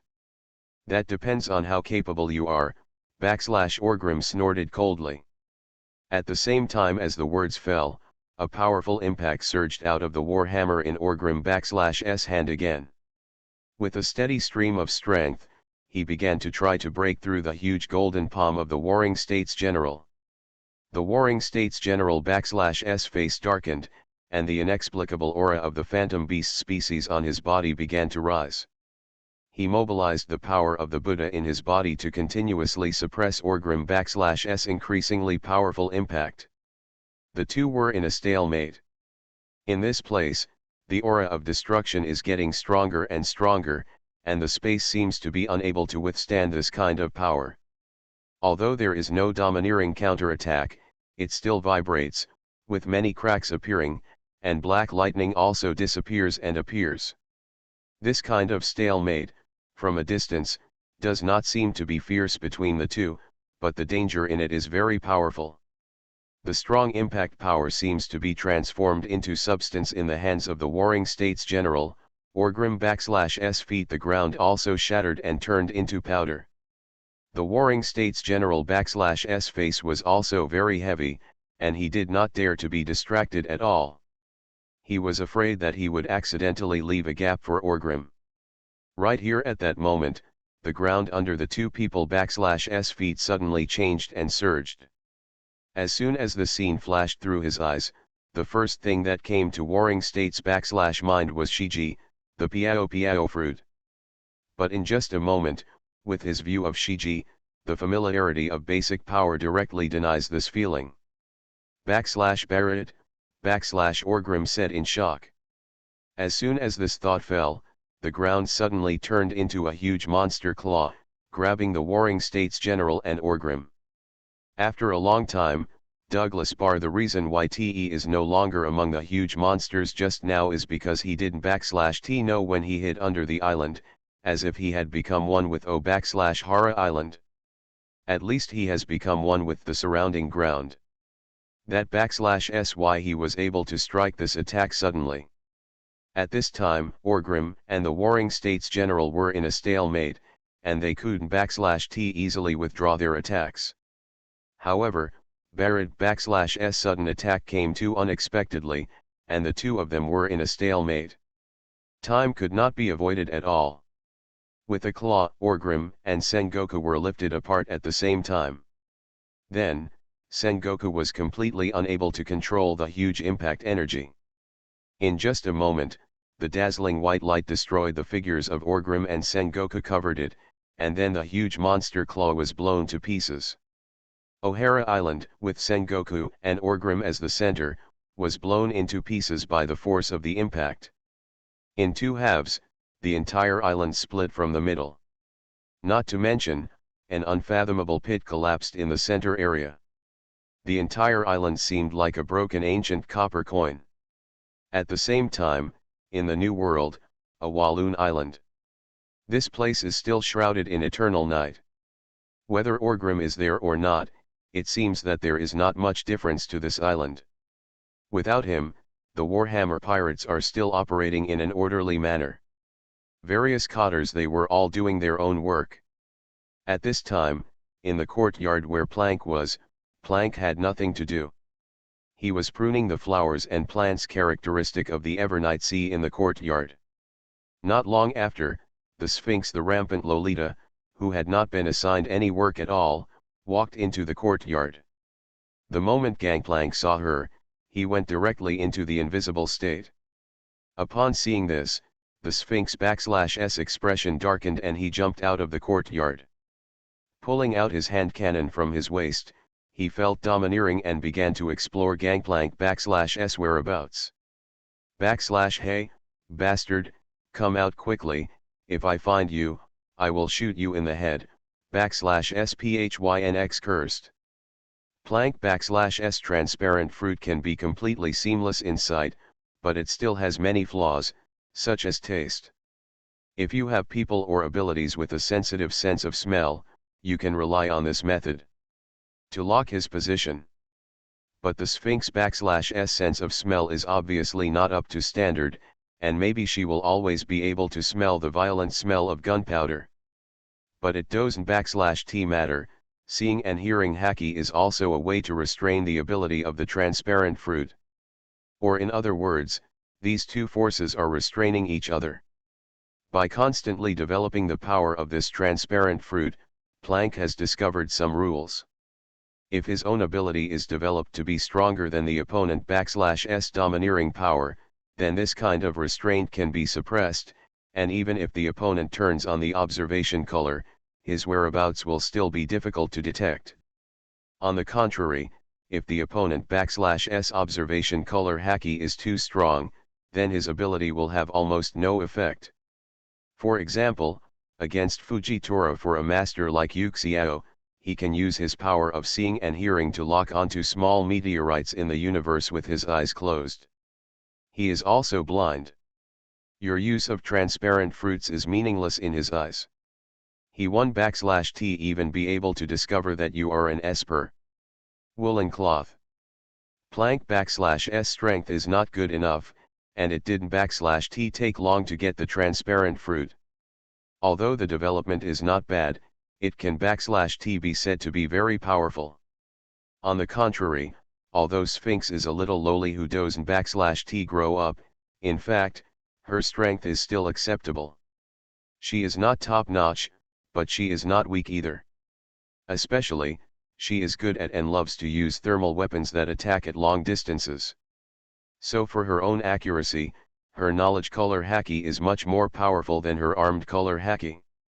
In just 3 or 5 breaths, the Sphinx pointed the hand cannon in an empty direction and said /I/LL count to 3. If you don't /T come out, I/LL shoot, /1, the Sphinx smiled evilly and read. As he finished speaking, the hand cannon in his hand also adjusted its position, as if it was tracking something. /2, 3, the Sphinx played a trick and read out the 2 numbers together, and then pulled the trigger without hesitation. /boom, a hand cannon exploded, and a large pit was blasted out on the ground in the courtyard in the distance. The soil in the pit flew up and fell from the air, highlighting a non-existent figure. Come out, after all, the soil suddenly stopped in the air, there must be something wrong. The figure was only 1 meter away from the big pit, and soon Planck''s figure reappeared on the Sphinx. At this time, Gangplank''s expression was a little helpless, even a little scared, and he complained /Sphinx, how can you be such a shameless person? I am getting ready to show up /. Ha ha ha ha, you guy, you make me invisible every time you see me, which makes me very irritated. Of course, I want to take the opportunity to scare you, how about it? Is my knowledge powerful? Sphinx said with a smile. Gangplank also knew that Sphinx missed the target deliberately, otherwise the shot would have been blown up on him. Although if he used armament haki, he would not be, it would kill her, but she would look very embarrassed. What /S more, the Sphinx /S hand cannon fires continuously. If she really gets angry, Gangplank knows that he can /T stop it at all. Awesome, Sphinx said with a smile. Since the relationship between his ability and the color of sight was found out, Planck also asks Sphinx for help, wanting to try how to reduce the color of sight as efficiently as possible. Haki restrains his own abilities. The Sphinx is also very interested in such interesting things. He should use Gangplank to hone his Haki and improve his accuracy. But the problem, yes, Planck is usually very busy, and he needs information to deal with at every turn. Therefore, after touching some elements, Planck is not ready to play this /game/, but Sphinx is very I/m free, and I found that this /game/ can really improve my accuracy and domineering power. So I often play with Gangplank recently, which makes Gangplank/s mentality a little broken. Why did you come to see me today? Planck asked helplessly. Ha ha ha ha, aren't we two good friends? After I finished eating, I felt very bored. I didn't know where Neiman had gone. Looking at that guy Dai Peng made me annoyed. Brother Beckman and the others were busy again, so I thought about it and decided to come to you. Played, Sphinx said happily. In your mind, don't I have any work that I need to be busy with? Glank asked helplessly again. The Sphinx was stunned for a moment, and then asked are you busy? Glank wanted to say that he was busy, but he was too embarrassed to lie to the Sphinx. He finally shook his head and said there is nothing busy today isn't that the end? Sphinx said matter-of-factly. The two chatted casually for a few more words. Just when Sphinx grabbed Planck and was about to let him try whether he could make his Gatling gun invisible through the air. Planck. Suddenly, the scream of a phone bug came from Planck/S house. Planck/S expression changed, and he went straight into the house without even having time to say hello to the Sphinx. Although the Sphinx was stunned for a moment, but this time she did not cause trouble, but waited quietly outside the door. She knew that this was Gangplank/S job. He was the head of intelligence for the Warhammer pirates, and his work was very important. It/S better not to cause trouble, or else Mr. Hammer will come back and spank her. Soon, Gangplank came out of the room. The sound insulation effect of his room is first class, and the Sphinx can /T do anything outside. Didn't /T hear it? Planck held a fresh telegram and fax document in his hand and ran towards Beckman/S office in one breath. Seeing this, Sphinx followed curiously and asked as he ran what/S wrong? Did something happen? Sphinx is one of the senior codders of the Warhammer pirates and a person that everyone trusts, so Gangplank did not hesitate and said directly there is news from Hank, saying that Lord Hammer and Douglas Barrett fought, and this was in the context of the Navy using the demon-slaying order. More importantly, the Admiral of the Navy headquarters, Sengoku, was also there, Sphinx was shocked when she heard this. Orgrim also asked her if she wanted to go to the West Sea or something, but Sphinx was in a bad mood at the time and refused. She also felt that there was nothing there. It/S fun. It turned out well. How long has it been since Orgrim started fighting with the Admiral of the Navy headquarters? I really regret it. If I had known this, I should have gone with him. Do you want to support Mr. Hammer? I/am ready to lead the team. Asked the Sphinx excitedly. First, report the matter to the second master. When Master Chui is away, the second master is responsible for making decisions, Gang Lang said in a deep voice. It/S finally the fifth update, Haven /T you broken your promise, I hope the bosses will give you more flowers and monthly tickets, I will try to restore the normal update time the day after tomorrow, bosses, please forgive me. A sledgehammer breaks into pirates. Author, Zippo. Chapter 277.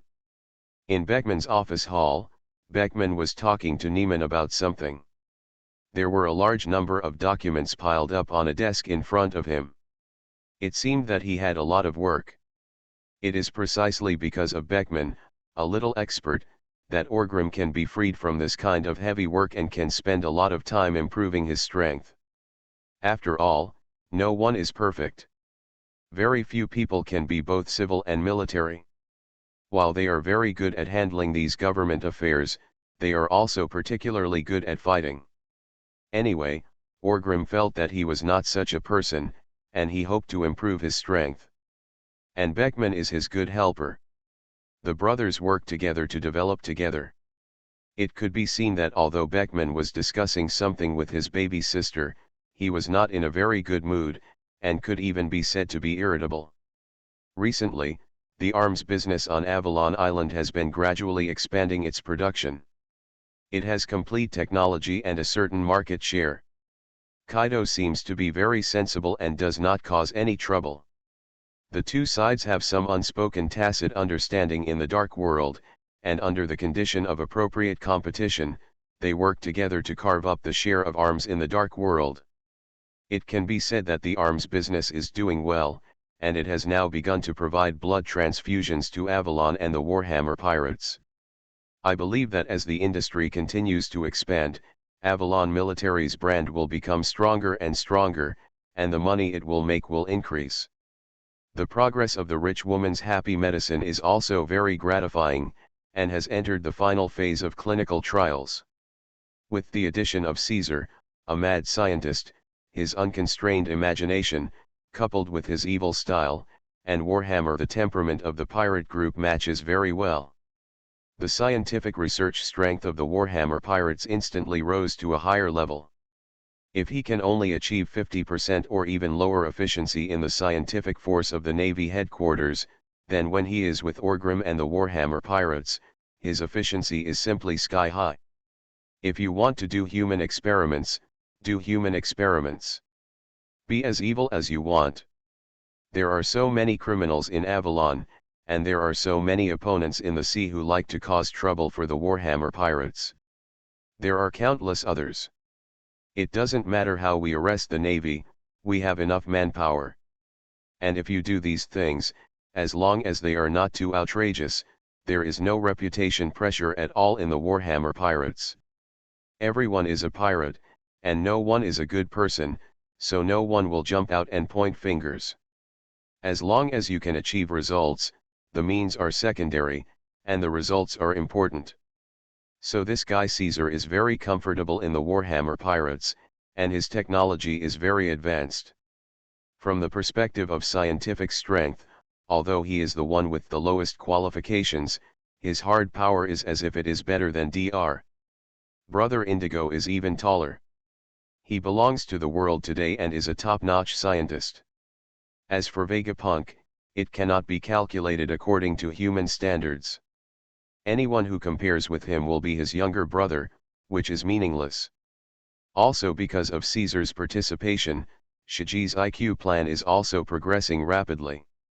Even not long ago, Caesar applied for 20 billion Baileys from Beckman to realize his dream. He began to design weapons of mass destruction based on the military industry. He had also filed and proposed this plan in the Navy, but as expected, all were rejected. He originally thought of doing it secretly there, but the result was good. Now he has directly transferred to the pirate camp, and there is no need to secretly do it. Isn't it a weapon of mass destruction? We pirates don't care about this, let's do it vigorously. I believe that soon, with the completion of the final clinical phase of the rich woman's happy medicine, the Warhammer pirates will have a second flagship product besides the military industry. That's the name. Beckman is very dissatisfied now. It sounds weird. What the hell? Rich woman's happy pill? You can't take advantage of this potion at all. You have to find an opportunity to change it. But there is no rush to do this, just arrange it before entering the market. Logically speaking, the progress in all aspects is good, and Beckman should be in a happy mood. But Avalon's current main work is still integrating more people. Yes, with the help of Shiji, Avalon plundered a lot of people and moved the country and island directly. But it has to be arranged well and integrated into one. Beckman had prepared many preferential treatment policies before, but when implemented, the progress was not very smooth. With the arrival of the first batch of rude fishmen from Fishman Street, they also brought some fear to the human race in Avalon, making both parties unhappy. Then, the large population who had just joined the Avalon system, some people took the opportunity to cause trouble, passively sabotaged work, openly and covertly fought against the Warhammer pirates and so on. This seriously hindered Beckman's integration plan and made him feel very bad recently. A bunch of damn bastards. Totland's investigation report is out, have you read it? Beckman cursed a few words at first, and then asked Neiman. Neiman nodded and said, of course, second brother, I watched it right away. Did you find the problem too? Beckman asked again. Well, there are a lot of questions. Neiman responded again. Yes, I have to say that I still need to review myself. I am too idealistic. None of these things can be done as well as that old woman Charlotte Lingling. Totlanwangwo is not just a vast sea area with a large population. There are many complex pirate countries, and it is a unified country with complicated races. In this case, they still maintain enough order and gather considerable power. They are already a mature national system and provide strong feedback. The Big Mom pirates, but when we arrived in Avalon, we only had one more fisherman tribe, and the number was completely insufficient compared to humans. But now, there are so many problems and problems. You said, where did we go wrong? Beckman looked at Neiman and asked somewhat thoughtfully. Although Charlotte Lingling, this damn old woman, is a bit shameless and despicable, I have to say that her methods are quite good. Totlandwangwo is a mature pirate country, and its operation efficiency is also quite good. What is even more exaggerated is that this country accommodates almost all intelligent races in the world, only a few are no longer guilty. In this case, Big Mom the pirates still manage Totlanwangwo in an orderly manner, which shows how powerful Charlotte Lingling's methods are. After listening to Beckman's inquiry, Neiman thought for a while and said, second brother, I think you already have the answer yourself, don't you? Idealism. It seems that many of our plans are out of touch with reality and are a bit exaggerated. After hearing Neiman's answer, Beckman smiled slightly, nodded with some relief, and then said with a fierce look in his eyes, yes, this is what I did wrong. Although Beckman's IQ is very high, it is ridiculously high. But in the final analysis, he, like Orgrim, is an inexperienced person. Does Durag have a high IQ? It must be high, otherwise we won't be able to lead the Revolutionary Army in the future. But even Durag still caused a bloody storm and made countless mistakes when he was engaged in revolution. Not to mention Beckman, who also has almost no such experience. Before that, Beckman felt that these people would all contribute to the Warhammer pirates in the future, so from a macro level, they should be given better treatment, and then reduce their dislike of the Warhammer pirates and improve both sides' relationship, and ultimately become one body. But now, I feel that I am too naive, thinking of using more civilized means to do things, which is somewhat divorced from the reality of their pirates. If you think about it carefully, the Warhammer pirates plundered people to Avalon, a sea of eternal night that never sees the light of day, and even legally destroyed the other country's country. No matter what happens, the hatred is not small. Expecting some small favors to ease the relationship between the two parties seems to be completely idealistic and cannot be done at all. And now that I think about it more deeply, even if the current treatment given to these people by the Warhammer pirates seems to be very good, compared with their state before they were robbed, it is obviously still very inadequate. Therefore, in Beckman's own opinion, he is seeking better preferential treatment for the other party and is full of sincerity. But in the eyes of these people, their living standards have declined, their sense of security has declined, and everything has declined. They are simply suffering. What better preferential treatment can they get? Isn't this nonsense? Because of their positions, the two sides never reached a consensus from the beginning, let alone finally merged into one? It has to be said that Beckman is still a bit romantic. He was born into a poor fisherman's family, and he earned his living through hardships with Orgrim since he was a child. So of course he can understand the hardships of life at the bottom, and wants to improve these as much as possible. But now, he has understood that he is too lazy to worry about things. If he does this, both parties can only go further and further on the road of disunity. According to various investigations and studies by Totlan Wangwo, the problem is also obvious, that is, the treatment given to these bastards is too good, and they do not forget to eat. They can pretend they don't see the benefits we strive for, so they just take note of the bad points and write them down in a notebook. If things go on like this, will things get better?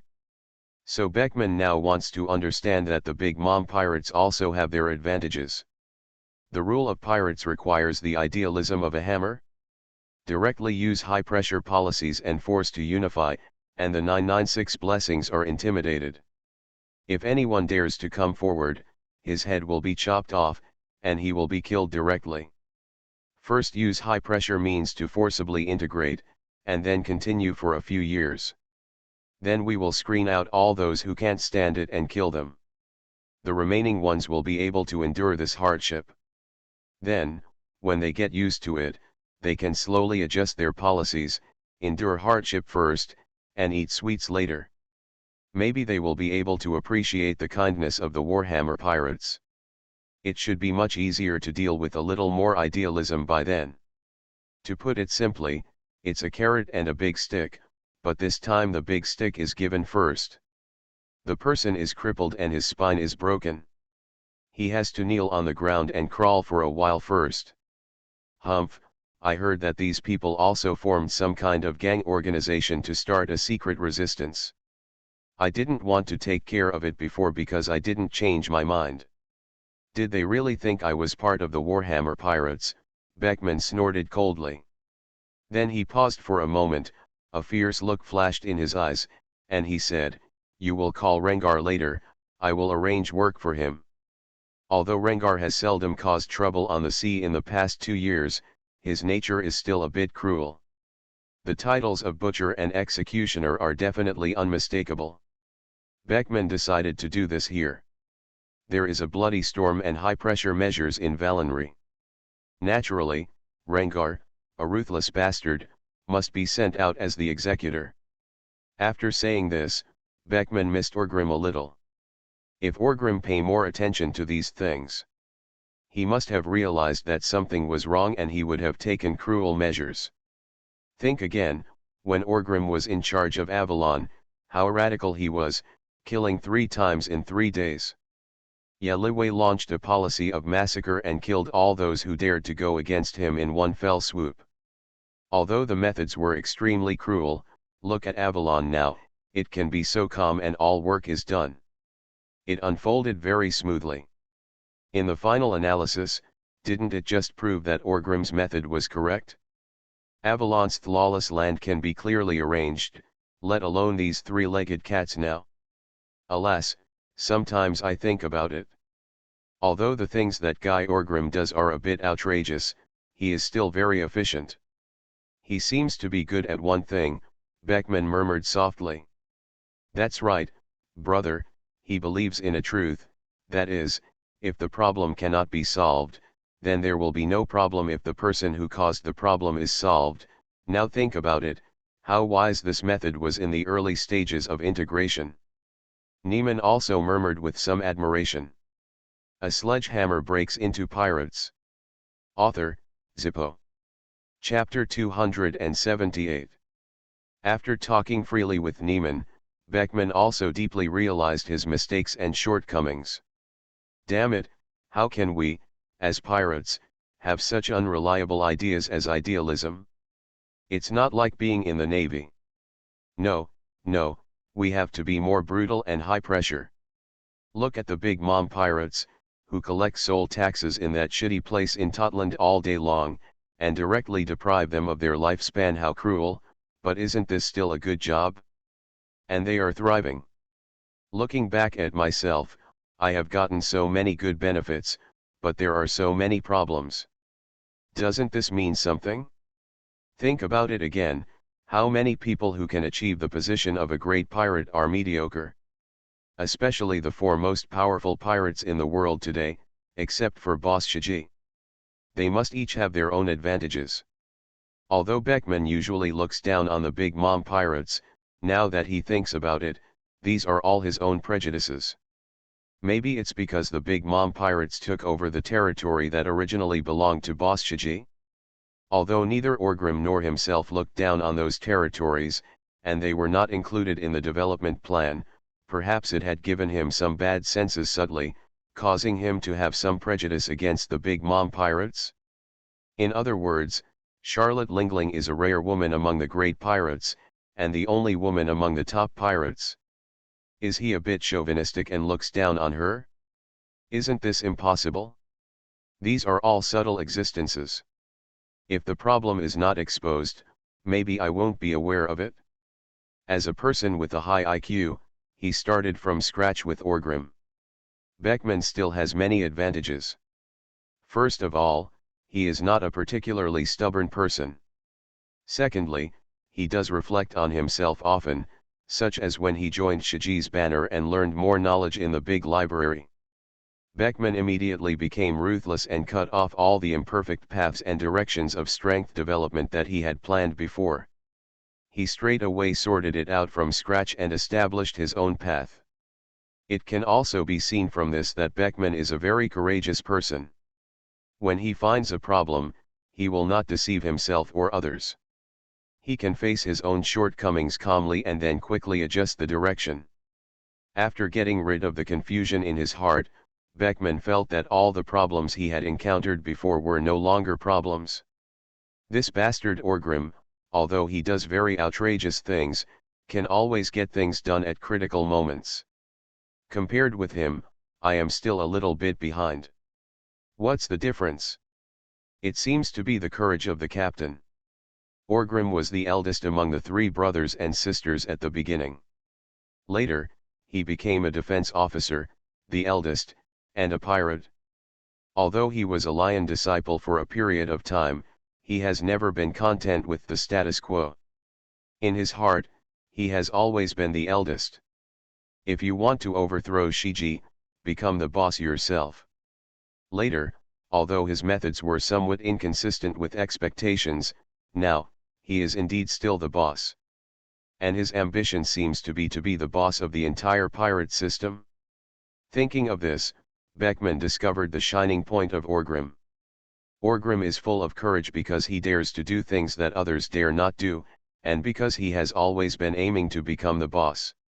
Struggle. If you think about it carefully, except for him to change himself, Beckman and I rarely have any influence on his thoughts. Even if there is, it is because Orgrim himself first handed over the power to me, Beckman, and then adopted the suggestions. I didn't notice anything before, but now that I think about it carefully, I can taste some feelings and meanings. Orgrim, no one else can change him except himself. If there is an enemy who has a way out with his persistent ideas, his first choice is to kill that person. Get right to the root of the problem. Only me? Is it because of this that Orgrim is so bold in what he does? Compared with him, I, who have always been the second child, do lack a lot in this regard. No, at least in this regard, I have to follow him and learn more. Yes, during this period of time, my position it's wrong. What did I take myself for? King? No. He must be a pirate, Beckman thought in his heart. That is to say, Orgrim is not here now. If he knew Beckman's thoughts, he would definitely be confused. What do you think? Am I so powerful? I am the only one who is the only one? What can I do? Didn't you feel it? Just when Beckman was thinking about this, Planck hurriedly walked in with Ni Man. As soon as Beckman saw Planck's appearance, he quickly said, "What's wrong? Are you in such a hurry? Is there something important?" "Second master." Gangplank responded first, and then immediately said something big happened. "Mr. Hammer is in O'Hara on the West Sea. He is fighting with the Navy headquarters and the Warring States General. Demon-slaying order." Beckman was completely stunned when he heard the news. He quickly turned to look at Neiman and asked, "What did Orgrim say he was going to do before he went out?" "Went to find Douglas Barrett. He said that he would be captured to join our Warhammer pirates," Neiman also said quickly. Beckman was stunned again. He remembered correctly. Then why did this bastard get involved with the Navy again? "Planck, at this stage, do we have any conflicts of interest that we have to deal with the Navy?" "The kind I didn't notice," Beckman asked again. Planck also thought about it for a while. At this stage, the Navy has never provoked them before, only the Warhammer pirates have caused trouble for the Navy. And since the Warhammer pirates' base and influence are both in the New World and within the Eternal Night Sea, they have almost no involvement with the Navy. So after thinking carefully, Planck also shook his head and said no. Beckman heard this and slapped his hand on the table and said, in other words, "Orgrim, the bastard, started a fight with the Navy." "Yes, is it something that has almost no benefit to us?" "You can't say that. If Mr. Chui really gets over this matter, his reputation should still be good, which will help us strengthen our deterrence and so on." Planck thought for a moment and said, "The second master can call Master Chui a bastard and say bad things about Master Chui at will. After all, he is the brother of Mr. Hammer. He has not looked at the big and small matters of the Warhammer pirates. Can the second master be able to handle it? It can even be said that Mr. Chui handed over almost all the power to the second master, and the second master delegated it to the second master in turn, which shows the trust and deep brotherhood in this. But I can't follow the nonsense. Although I am also an old brother who came out of Behi with Mr. Chui, I can't be arrogant." Therefore, Planck still said some good things to Orgrim, such as deterrence and so on. "Deterrence," Beckman murmured softly, then froze for a moment, and asked, "Wait a minute, where did you say Orgrim got into a fight with the Navy?" Beckman was only shocked by Orgrim just now. After all, he was so crazy that he was working with the Navy headquarters. They, the cotters of the Warhammer pirates, didn't know about it right away. But now it seems that I have grasped the key point again. Zihai, O'Hara, is the holy place for scholars that Mr. Chui scolded every day in the newspaper, Planck said quickly. At this moment, Beckman fell silent, and he began to think about the deep meaning of Orgrim's doing this. In the past, he didn't think much about it and just thought Orgrim was a little reckless. But the problem is, just now, 5 minutes ago, he suddenly discovered Orgrim's glitter, so now he is starting to think about whether there is Orgrim's deep meaning behind it. Then, Beckman's mind opened up. Soon, it seemed as if he had caught something. That Orgrim guy is definitely the captain, so even though he left everything to me to arrange, he doesn't really know anything, right? He should be somewhat aware of my various plans and arrangements. Perhaps, because of this, he saw early on that there were immature plans in my plans. Have you anticipated that these people would cause trouble? Beckman touched his chin and said thoughtfully. Then he thought about it again. Who are most of these people who are making trouble nowadays? They are the intellectuals from the country near O'Hara who are the top ones. After all, these people, if you are educated, you have a lot of ideas. This thing is a double-edged sword. And those people who are suffering are not at the bottom. Where are they not living a miserable life? Therefore, their ability to accept these sufferings is stronger. Even if someone joins such a trouble-making group, they are probably fooled into it. And these people from near O'Hara Island have a natural hostility towards their Warhammer pirates. Recently, O'Hara has they are crazily criticizing Orgrim, but the Warhammer pirates don't seem to be taking any action. It seems that they are subtly fueling the arrogance of these guys. Coupled with the preferential treatment of these intellectuals, they have created what the Warhammer pirates can do. The illusion that he can't defeat them and will rely on them in the future? It's not really an illusion. Beckman still has this idea, but now he agrees more with the theory of killing a group of thorns first. All this seems to be they were connected in series, and Orgrim, most likely, had foreseen such a thing that might happen. But he was embarrassed to tell himself directly. After all, the power had been handed over to him, and he was fully trusted. Both of them are brothers. Beckman feels that he does feel a bit proud in daily life. He can't beat Orgrim in terms of strength, but he is proud of his high IQ. If Orgrim had told him this before the problem was highlighted, would he have acknowledged it? Maybe not, but what about Orgrim? He may be self-centered, but he is only tolerant towards himself, Niemann, and the cotters around him. There may be power below him, so the reason why he takes on this responsibility is more about friendship. He didn't want to embarrass himself, so he was looking for other solutions. O'Hara, was this his way of establishing his reputation, enhancing his power of deterrence, and solving this problem from the side? After all, once he succeeds, the pressure on his side will drop sharply. When the intellectuals see that their old nest is gone, Orgrim becomes more famous, and directly kills a large number of scholars who are more educated than them. It is estimated that don't you dare to be too arrogant. They might lurk, but this would buy Beckman more time and leeway.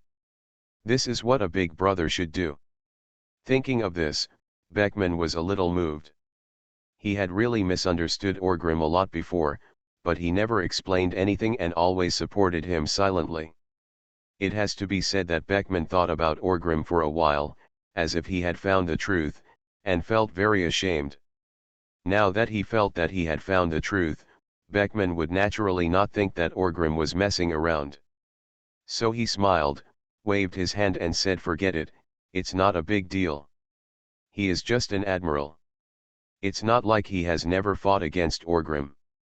Don't look at him. He is usually very reckless, but he does many things. It has been carefully considered, and this time, I think it should be the same. Admiral is not a big deal? Isn't the demon-slaying order a big deal?" Listening to Beckman's words, the others were stunned. "Brother Beckman, aren't we going to support Mr. Hammer?" Sphnx asked with some surprise. "It shouldn't be. Logically speaking, Brother Beckman must be anxious after knowing this matter. He should go to support or respond to Master Hammer. The trend just now, it should be the same." Why did he suddenly become so calm after thinking for a while? Could it be that he wanted to usurp the throne? No need, support may not be available in time now. I don't think that guy will do it without aim.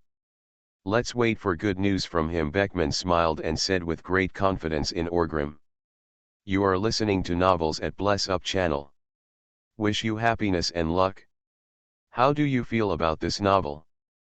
Please like and leave a comment. A sledgehammer breaks into pirates. Author, Zippo. Chapter 279. Orgrim didn't know that Beckman thought of him so much in Avalon. Because he is a member of the family who knows his own affairs, and has almost no foresight. The O'Hara incident was just something he did randomly by slapping his head. To put it simply, it is reckless. Of course, he wasn't particularly fooling around. If Douglas Barrett, Shanks, Mihawk, and others weren't around, he would have lost his mind and wouldn't have challenged the demon-slaying order and general of the Navy headquarters alone. That's where Shiji's lessons learned, isn't it? It is precisely because of these people that he can turn O'Hara into a multiplayer sport, where everyone can fight together. Only then can the situation be stabilized and the enemy be able to escape in the end. Judging from the risks, there are, yes, but the benefits are also great. He has challenged the Navy's demon-slaying order and generals. Once the Navy fails to capture him, there is no doubt that his reputation will become even greater. Then, he was able to conquer Douglas Barrett. There is nothing to say about taking some risks for this. How can a pirate not take risks? At this time in O'Hara, it was already dark, and Orgrim had already entered the dark state. His strength has improved a lot, but he still hasn't gained any obvious advantage. The Warring States General is different from General Sci-fi. Sci-fi is in poor health and can be aggressive when fighting. Coupled with his own strength, he can only be regarded as mid-range among the top masters. The Warring States General is different. He is very powerful and is the best among the top masters. Secondly, his style is also very stable and he has no hidden health problems, so he will not fight as aggressively as Sci-fi and seek to end the battle in a short time.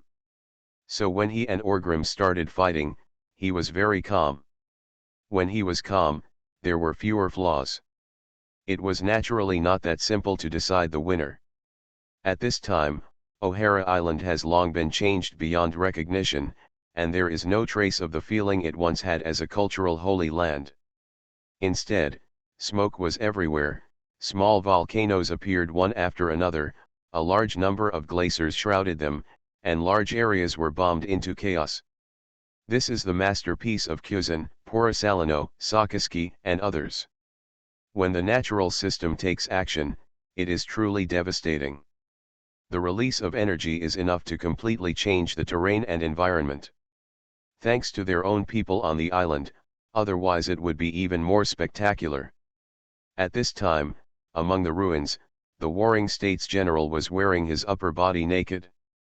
The original Navy Admiral's uniform was long gone, and the Navy cloak, which symbolized justice, was thrown away.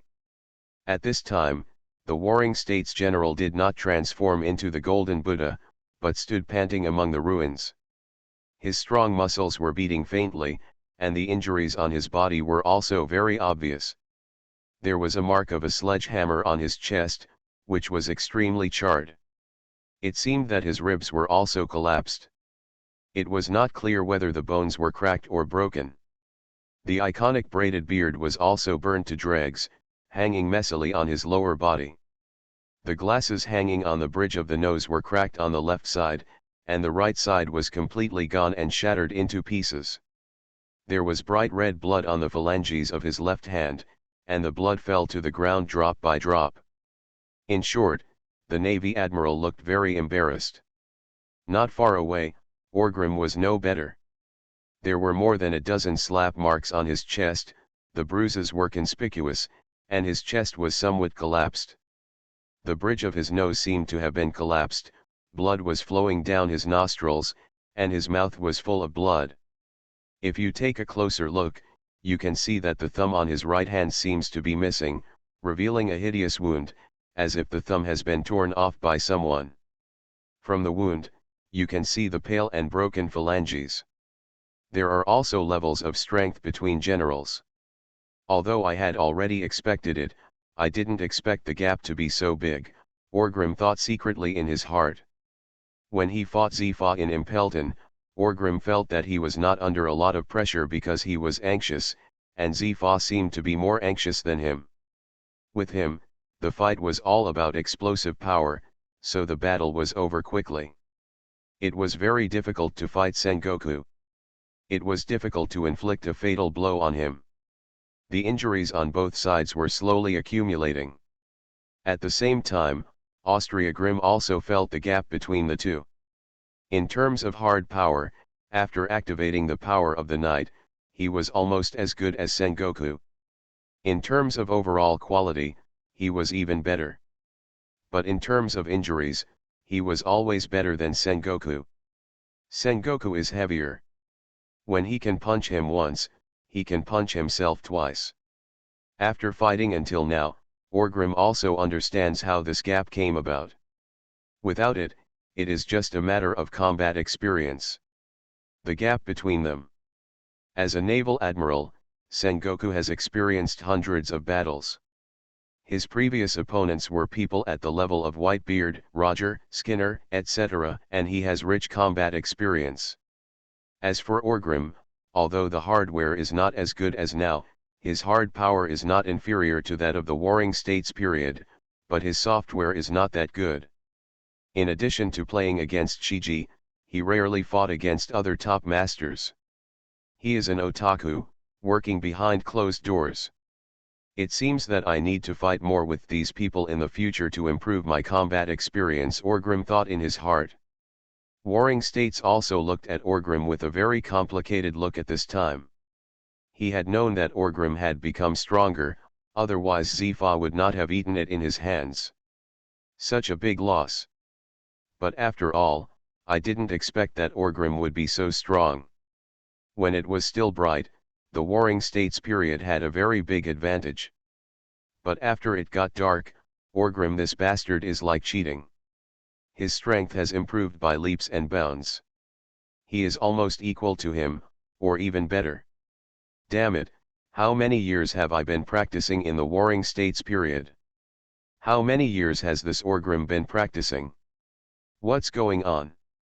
If it weren't for the support of his rich combat experience, O'Hara's battle would be very chaotic. Senguo felt that if he had to challenge Orgrim in a one-on-one battle, it was really hard to say whether he could win. As the two of them were silent at each other while standing and staring at each other, suddenly, there was some movement from the ruins not far away. A big hand lifted up the boulder that was pressing on him, and then Douglas Barrett held up the mess on the ruins. The stone came out from inside. Orgrim's physical fitness is better than everyone else, and he is more abnormal, so even though he is obviously more seriously injured than Warring States, he sometimes recovers a little after being beaten, so it seems that he is in the same state as Sengoku. But Douglas Barrett, in terms of hard power, is indeed much worse than Sengoku and Orgrim, and he looks very miserable at this time. His whole body is covered with injuries, and he doesn't seem to have enough physical strength. It's so good. It's all supported by will. Ahem, Barrett stretched out his hand and rubbed his chest. He felt that his internal organs were seriously injured, and just by rubbing like this, he could feel a stinging pain. There must be something wrong with the bones. After coughing twice, Barrett spit out a mouthful of old blood and felt that the blockage in his chest was slightly relieved. He is convinced now.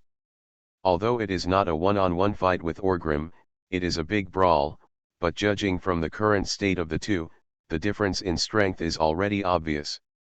Especially compared to him, Orgrim has withstood more pressure from the Navy. It seems that people like Sakazuki, Porisalino, Kuzan, and Jun all have a grudge against Orgrim. As long as they catch the plan in the chaos, they will prioritize dealing with Orgrim. This widened the gap between me and him, and I had to accept it. After taking a breath, Douglas Barrett's heart sank, and then he said, Orgrim, next, I will show you the strongest blow, and then I will be a member of the Warhammer Pirates. He has already accepted Orgrim, but he doesn't want to be taken too lightly by Orgrim. So Barrett decided to give him some more impression points. Orgrim had a smile on his face, obviously very happy, and the Warring States general's face turned dark when Barrett's power began to surge. The Warring States general stepped on his feet, golden light scattered from his body, and his figure swelled up again. As an esper of the phantom beast species, his physical fitness is indeed very strong, and his endurance is very strong. Without saying a word, he attacked Douglas Barrett directly. Orgrim grinned, stamped his feet, and ran towards Warring States at an extremely fast speed, trying to stop him. Barrett had already spoken, and Orgrim felt relieved, and wanted to see how far his strongest attack could go. So of course we have to stop Sengoku and don't let him do bad things. Warring States General, we haven't decided the winner yet. Orgrim suddenly hit Sengoku Road. A fierce look flashed in Sengoku's eyes. He blocked Orgrim's attack and scolded Orgrim, don't be too arrogant. Gee ha ha ha ha, I am so arrogant, what can you do to me? Orgrim stopped Sengoku while quarreling and trash-talking him. At the same time, the ground under Douglas Barrett's feet also began to change rapidly. Soon, inexplicable energy began to flow from him. It spread out and sucked in everything around it. Then, Barrett's eyes flashed, and the energy instantly surged towards the coast at an extremely fast speed. The Navy's warships also seemed to have discovered the problem. But at this time, he couldn't stop it at all, and he couldn't dodge it. He was very quickly swept in by Barrett's ability. Not long after, this ability began to pull all kinds of debris back, and the Navy's warship was also forcefully dragged in. On the island, Orgrim had just retreated from the Warring States period. When he turned around, he saw that Barrett had turned into a transformer. Even this transformer had the power of magma and glaciers. It seemed that Barrett robs control of these elements. "This is," Orgrim whispered softly. Before Orgrim could think about anything, Barrett had a lot of cannon barrels on his body due to absorbing the warship. These cannon barrels trembled suddenly, and hundreds of shells exploded out in an instant, directly covering Orgrim. The location of Rem and the Warring States period. "You're driving a Gundam," Orgrim complained helplessly after blocking this wave of bombings. He originally thought that Barrett would attack fiercely, but then he saw Barrett's huge figure and said one last blow.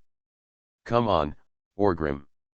As soon as he finished speaking, he saw that the arm of the transformer changed rapidly, from the arm to a huge sphere. "I merged the ammunition from these 10 warships into one. This blow should be able to destroy the entire island. Want to give it a try?" Barrett asked in a deep voice. After saying that, without waiting for Orgrim's answer, Barrett slammed the huge sphere towards Orgrim. The magma he absorbed also began to merge into the sphere. How much ammunition can 10 warships, especially the demon-slaying Order warship with full firepower, be able to load? Orgrim didn't know, but if it really concentrated on one point to explode and destroy the island, it seemed that isn't it impossible? At this moment, a fierce look flashed in Orgrim's eyes, and the energy fluctuations on his body also spread out. The transparent impact force covered his skin like a film. The thing shrouded him inside. Then, Orgrim raised a finger and whispered softly, "Hell's thrust, one inner hand." As soon as he finished speaking, the impact energy on his fingers became more solid and sharp. Then, Orgrim stepped hard and collided with the sphere. He stabbed a finger on the surface of the sphere, directly piercing a hole. Then, Orgrim's figure also disappeared into the sphere. Middle. In the blink of an eye, it penetrated the huge sphere, followed the arm, and struck the huge transformer on the head. The head was directly blown open, and the huge sphere was slammed to the ground. The hot magma just flowed in from the hole opened by Orgrim, as if something had been ignited. The elephant is invisible and the sound is loud. A huge mushroom cloud appeared over O'Hara. Warring States, Sakaski, and the other Navy bosses were all thrown away by the violent air wave. Mihawk and Shanks received the same treatment. The island of O'Hara seemed to be unable to withstand this force. It sank suddenly, and then was lifted up by the buoyancy of the sea water. But this ups and downs had turned the sea upside down. The sea water poured in, and a huge tsunami swept into the island.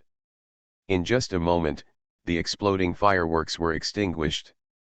"I always feel that I have been in a bad state these past 2 days, and the scenes I wrote are a bit unsatisfactory. I hope I can adjust it tomorrow. I am too tired, so please forgive me." A sledgehammer breaks into pirates. Author, Zippo. Chapter 280.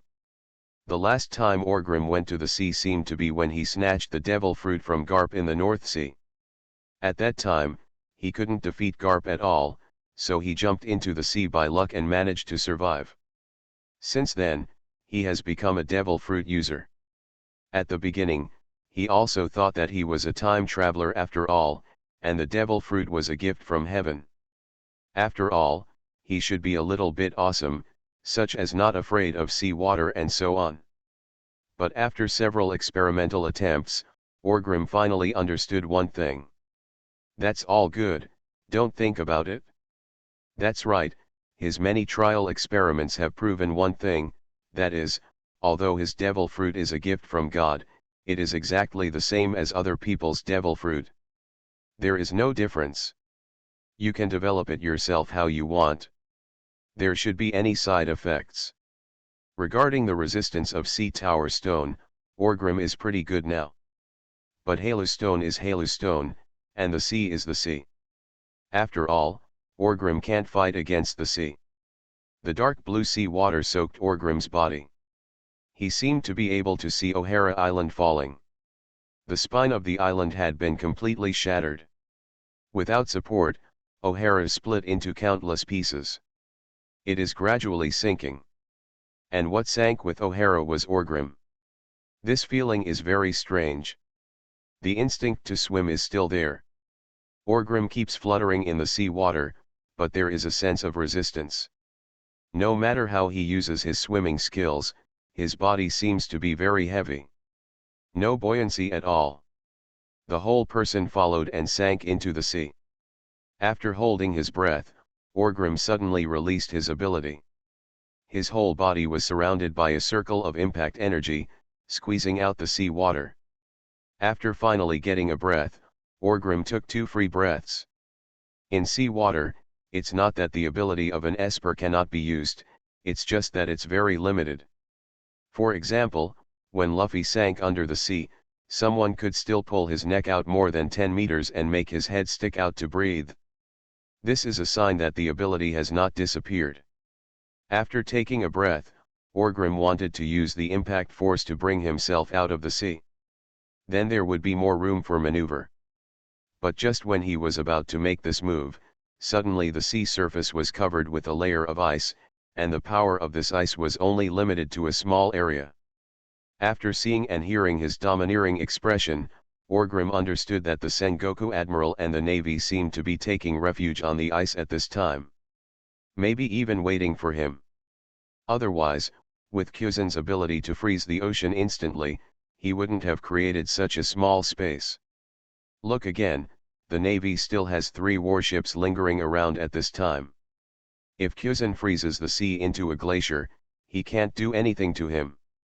On the contrary, he can provide himself with some footholds. But now, he only got out a little bit, but it was hard for him to rush forward. After all, there are all Navy masters there. If one of them is not noticed, he will be fucked into the sea again, and he will be in trouble.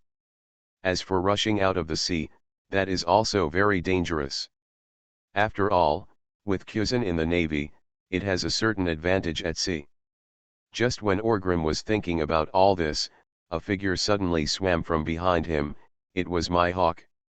He grabbed Orgrim's waistband, and then he entered Orgrim's space. After taking 2 big breaths of oxygen, Mihawk said, "I finally found you, what? Do you still want to fight?" Orgrim raised his eyes and looked at the glacier, then shook his head and said, "If you don't fight, you won't have any advantage anyway. If you continue to fight, it will be in vain. How are you doing there? Just now no results. If you give me a little more time, I might be able to kill that female marine." Mihawk shook his head slightly and said, "It's okay. Where's that guy Shanks?" "Drowned." Orgrim didn't dwell on anything and asked. "I don't know, I just found you. Maybe he went to find Barrett?" "It shouldn't be that easy to die." Mihawk shook his head again. O'Hara Island was flooded with seawater, and Mihawk immediately knew something was wrong, so he immediately started looking for Orgrim in the sea and ignored the rest. At this moment, a metal claw suddenly appeared from the deep sea and grabbed Orgrim and Mihawk directly. Orgrim was stunned for a moment and was about to fight back, but he seemed to have thought of something and did not resist. Soon, the 2 of them were caught by the hook and quickly pulled into a closed space filled with seawater. Then, there seemed to be some machinery running, and the seawater in the space was quickly drained out, and Orgrim also breathed a sigh of relief. Sure enough, Hank quickly opened a waterproof door, and he breathed a sigh of relief when he saw Orgrim. If Master Chewie drowned in the West Sea like this, would he still have the nerve to go back to the New World and meet those old brothers? Just find a place to commit suicide. Mr. Zooey, are you okay? Hank asked. It's nothing serious. What about Barrett and the others? Did you find it? Orgrim asked. Well, they were the first ones to find him, but he was seriously injured and fell into a coma. If Shanks hadn't been there, he would have really died in the sea this time, Hank said with a smile. Orgrim nodded with satisfaction this time. He also felt a little tired at this time, and all the pain that had been suppressed on his body burst out. Fortunately, his physique was strong, so there was no crisis. Feeling the rapid decline of power in his body, Orgrim said softly, "It's probably dawn, leave here, don't get entangled with the Navy, and return to the New World." "Mr. Hammer, has Barrett joined us?" Hank asked curiously. "That's right." Orgrim nodded and responded. "What about Shanks? Shall we take him back too?" Hank asked. "That's right, that bastard Shanks has no intention of joining him in Orgrim, but it's not a good idea to just throw him out, right? After all, this ship, to put it bluntly, belongs to Barrett. Shanks has a good relationship with Barrett, and he even saved his life just now. Let's go first. We'll find an island later and drop him off." Orgrim waved his hand. Soon, he found a room and took off his pants. He felt exhausted physically and mentally. In the end, in order to resist Barrett's violent explosion, he almost used the Shinra Tensei to the extreme and also used the impact. The energy was vented in every way. Coupled with the mental fatigue, Orgrim just wanted to take a deep sleep at this time. The sky above the sea gradually became brighter, and the sun crawled out from under the sea. The Warring States General and a group of naval generals were standing on the ice of Kuzan at this time. They were all in a very embarrassed state. Jun seemed to be the most injured, but she was in good spirits. It should be said that she was worthy of being a phantom beast. The Warring States General stood on the glacier, holding back the pain in his body, observing for a long time, and finally shook his head and said, "I'm not looking for him anymore, that guy must have run away." As for whether Orgrim was drowned in the sea? To be honest, the Warring States General really wanted to conclude that it would be great if this bastard drowned. But he also knew that this was impossible. Although devil fruit users were afraid of sea water, powerful users could always find various ways to make up for this shortcoming. For example, Big Mom Charlotte Lingling found a new way to possess the soul of the tsunami and use her abilities to control the tsunami, which can resist this risk to a certain extent. That guy Orgrim is not an idiot. He should have his own methods. If he wants to attack the fruit, Sengoku can think of several ways to use it. But now, Orgrim has not emerged, which means that he must have run away. After all, even if he was really cold, why didn't Mihawk appear when he didn't eat the devil fruit? Drowned. Isn't this a dream? They must have run away with Orgrim. Sengoku ideally believed that they must have prepared a retreat, and it was a retreat that the Navy could not control. There was a scar on Sakisuke's neck, which seemed to be a sword wound. His expression was also very gloomy at this time. Did this allow these bastards to run away? Where is the majesty of the Navy? But there was nothing he could say. The Warring States General glanced at O'Hara Island, which had sunk 788 pieces, and finally forced a smile and said, "Although the process was a bit tortuous, our goal was still completely achieved, whether it is the demon-slaying order or the O'Hara Island. Regardless of Grimm's chaos, O'Hara was destroyed in the end, completely wiped out. Next, that bastard Sorrow and Nicole Albia must be caught and executed. Only in this way can the threat of O'Hara be completely eradicated," Sakisuke said in a deep voice. His tone was very cold, as if Sorrow had no friendship with him at all. Kuzan glared at Sakisuke with some dissatisfaction. "This bastard, not to mention directly destroying the refuge ship. Now I also want to kill Saro too. General, did Sakaski go too far this time? What did he think of innocent people? You should also know about the evacuation ship, right? Kuzan complained directly to the Warring States General. The Warring States General frowned slightly, and he felt a little helpless. Isn't what Sakaski did too above board? He did not deny that he had hinted to Sakaski. But you should cover it up to some extent, such as what risks the evacuation ship encountered after it went to sea, etc. In the end, you were lucky enough to burn the ship directly in front of so many naval forces. Although he felt a little embarrassed, the Warring States General couldn't blame him. After all, Sakaski had done something for him. If he turned against him now, even though Sakaski had no evidence, he would still be considered divorced from him in the future. Next time you want him to do the dirty work, you probably won't be able to ask. After thinking about it for a while, Warring States said softly, I think there are other things that can be arranged about O'Hara. Orgrim's presence here is the best excuse. Sakaski, what are you going to do this time? Reflect on it carefully. The asylum ship is a scandal of our navy. It cannot be made public. The final conclusion of the O'Hara incident is that I will make arrangements when I go back. I will rescue people quickly and then return.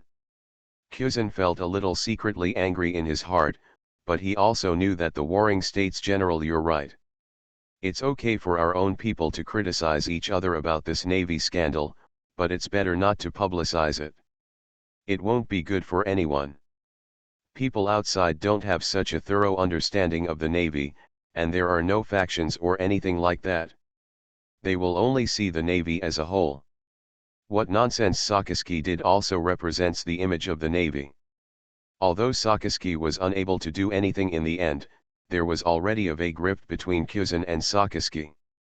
Sakaski glanced at Kuzan with disdain and did not explain anything. He looked down upon Kuzan's naivete and knew that he had different paths.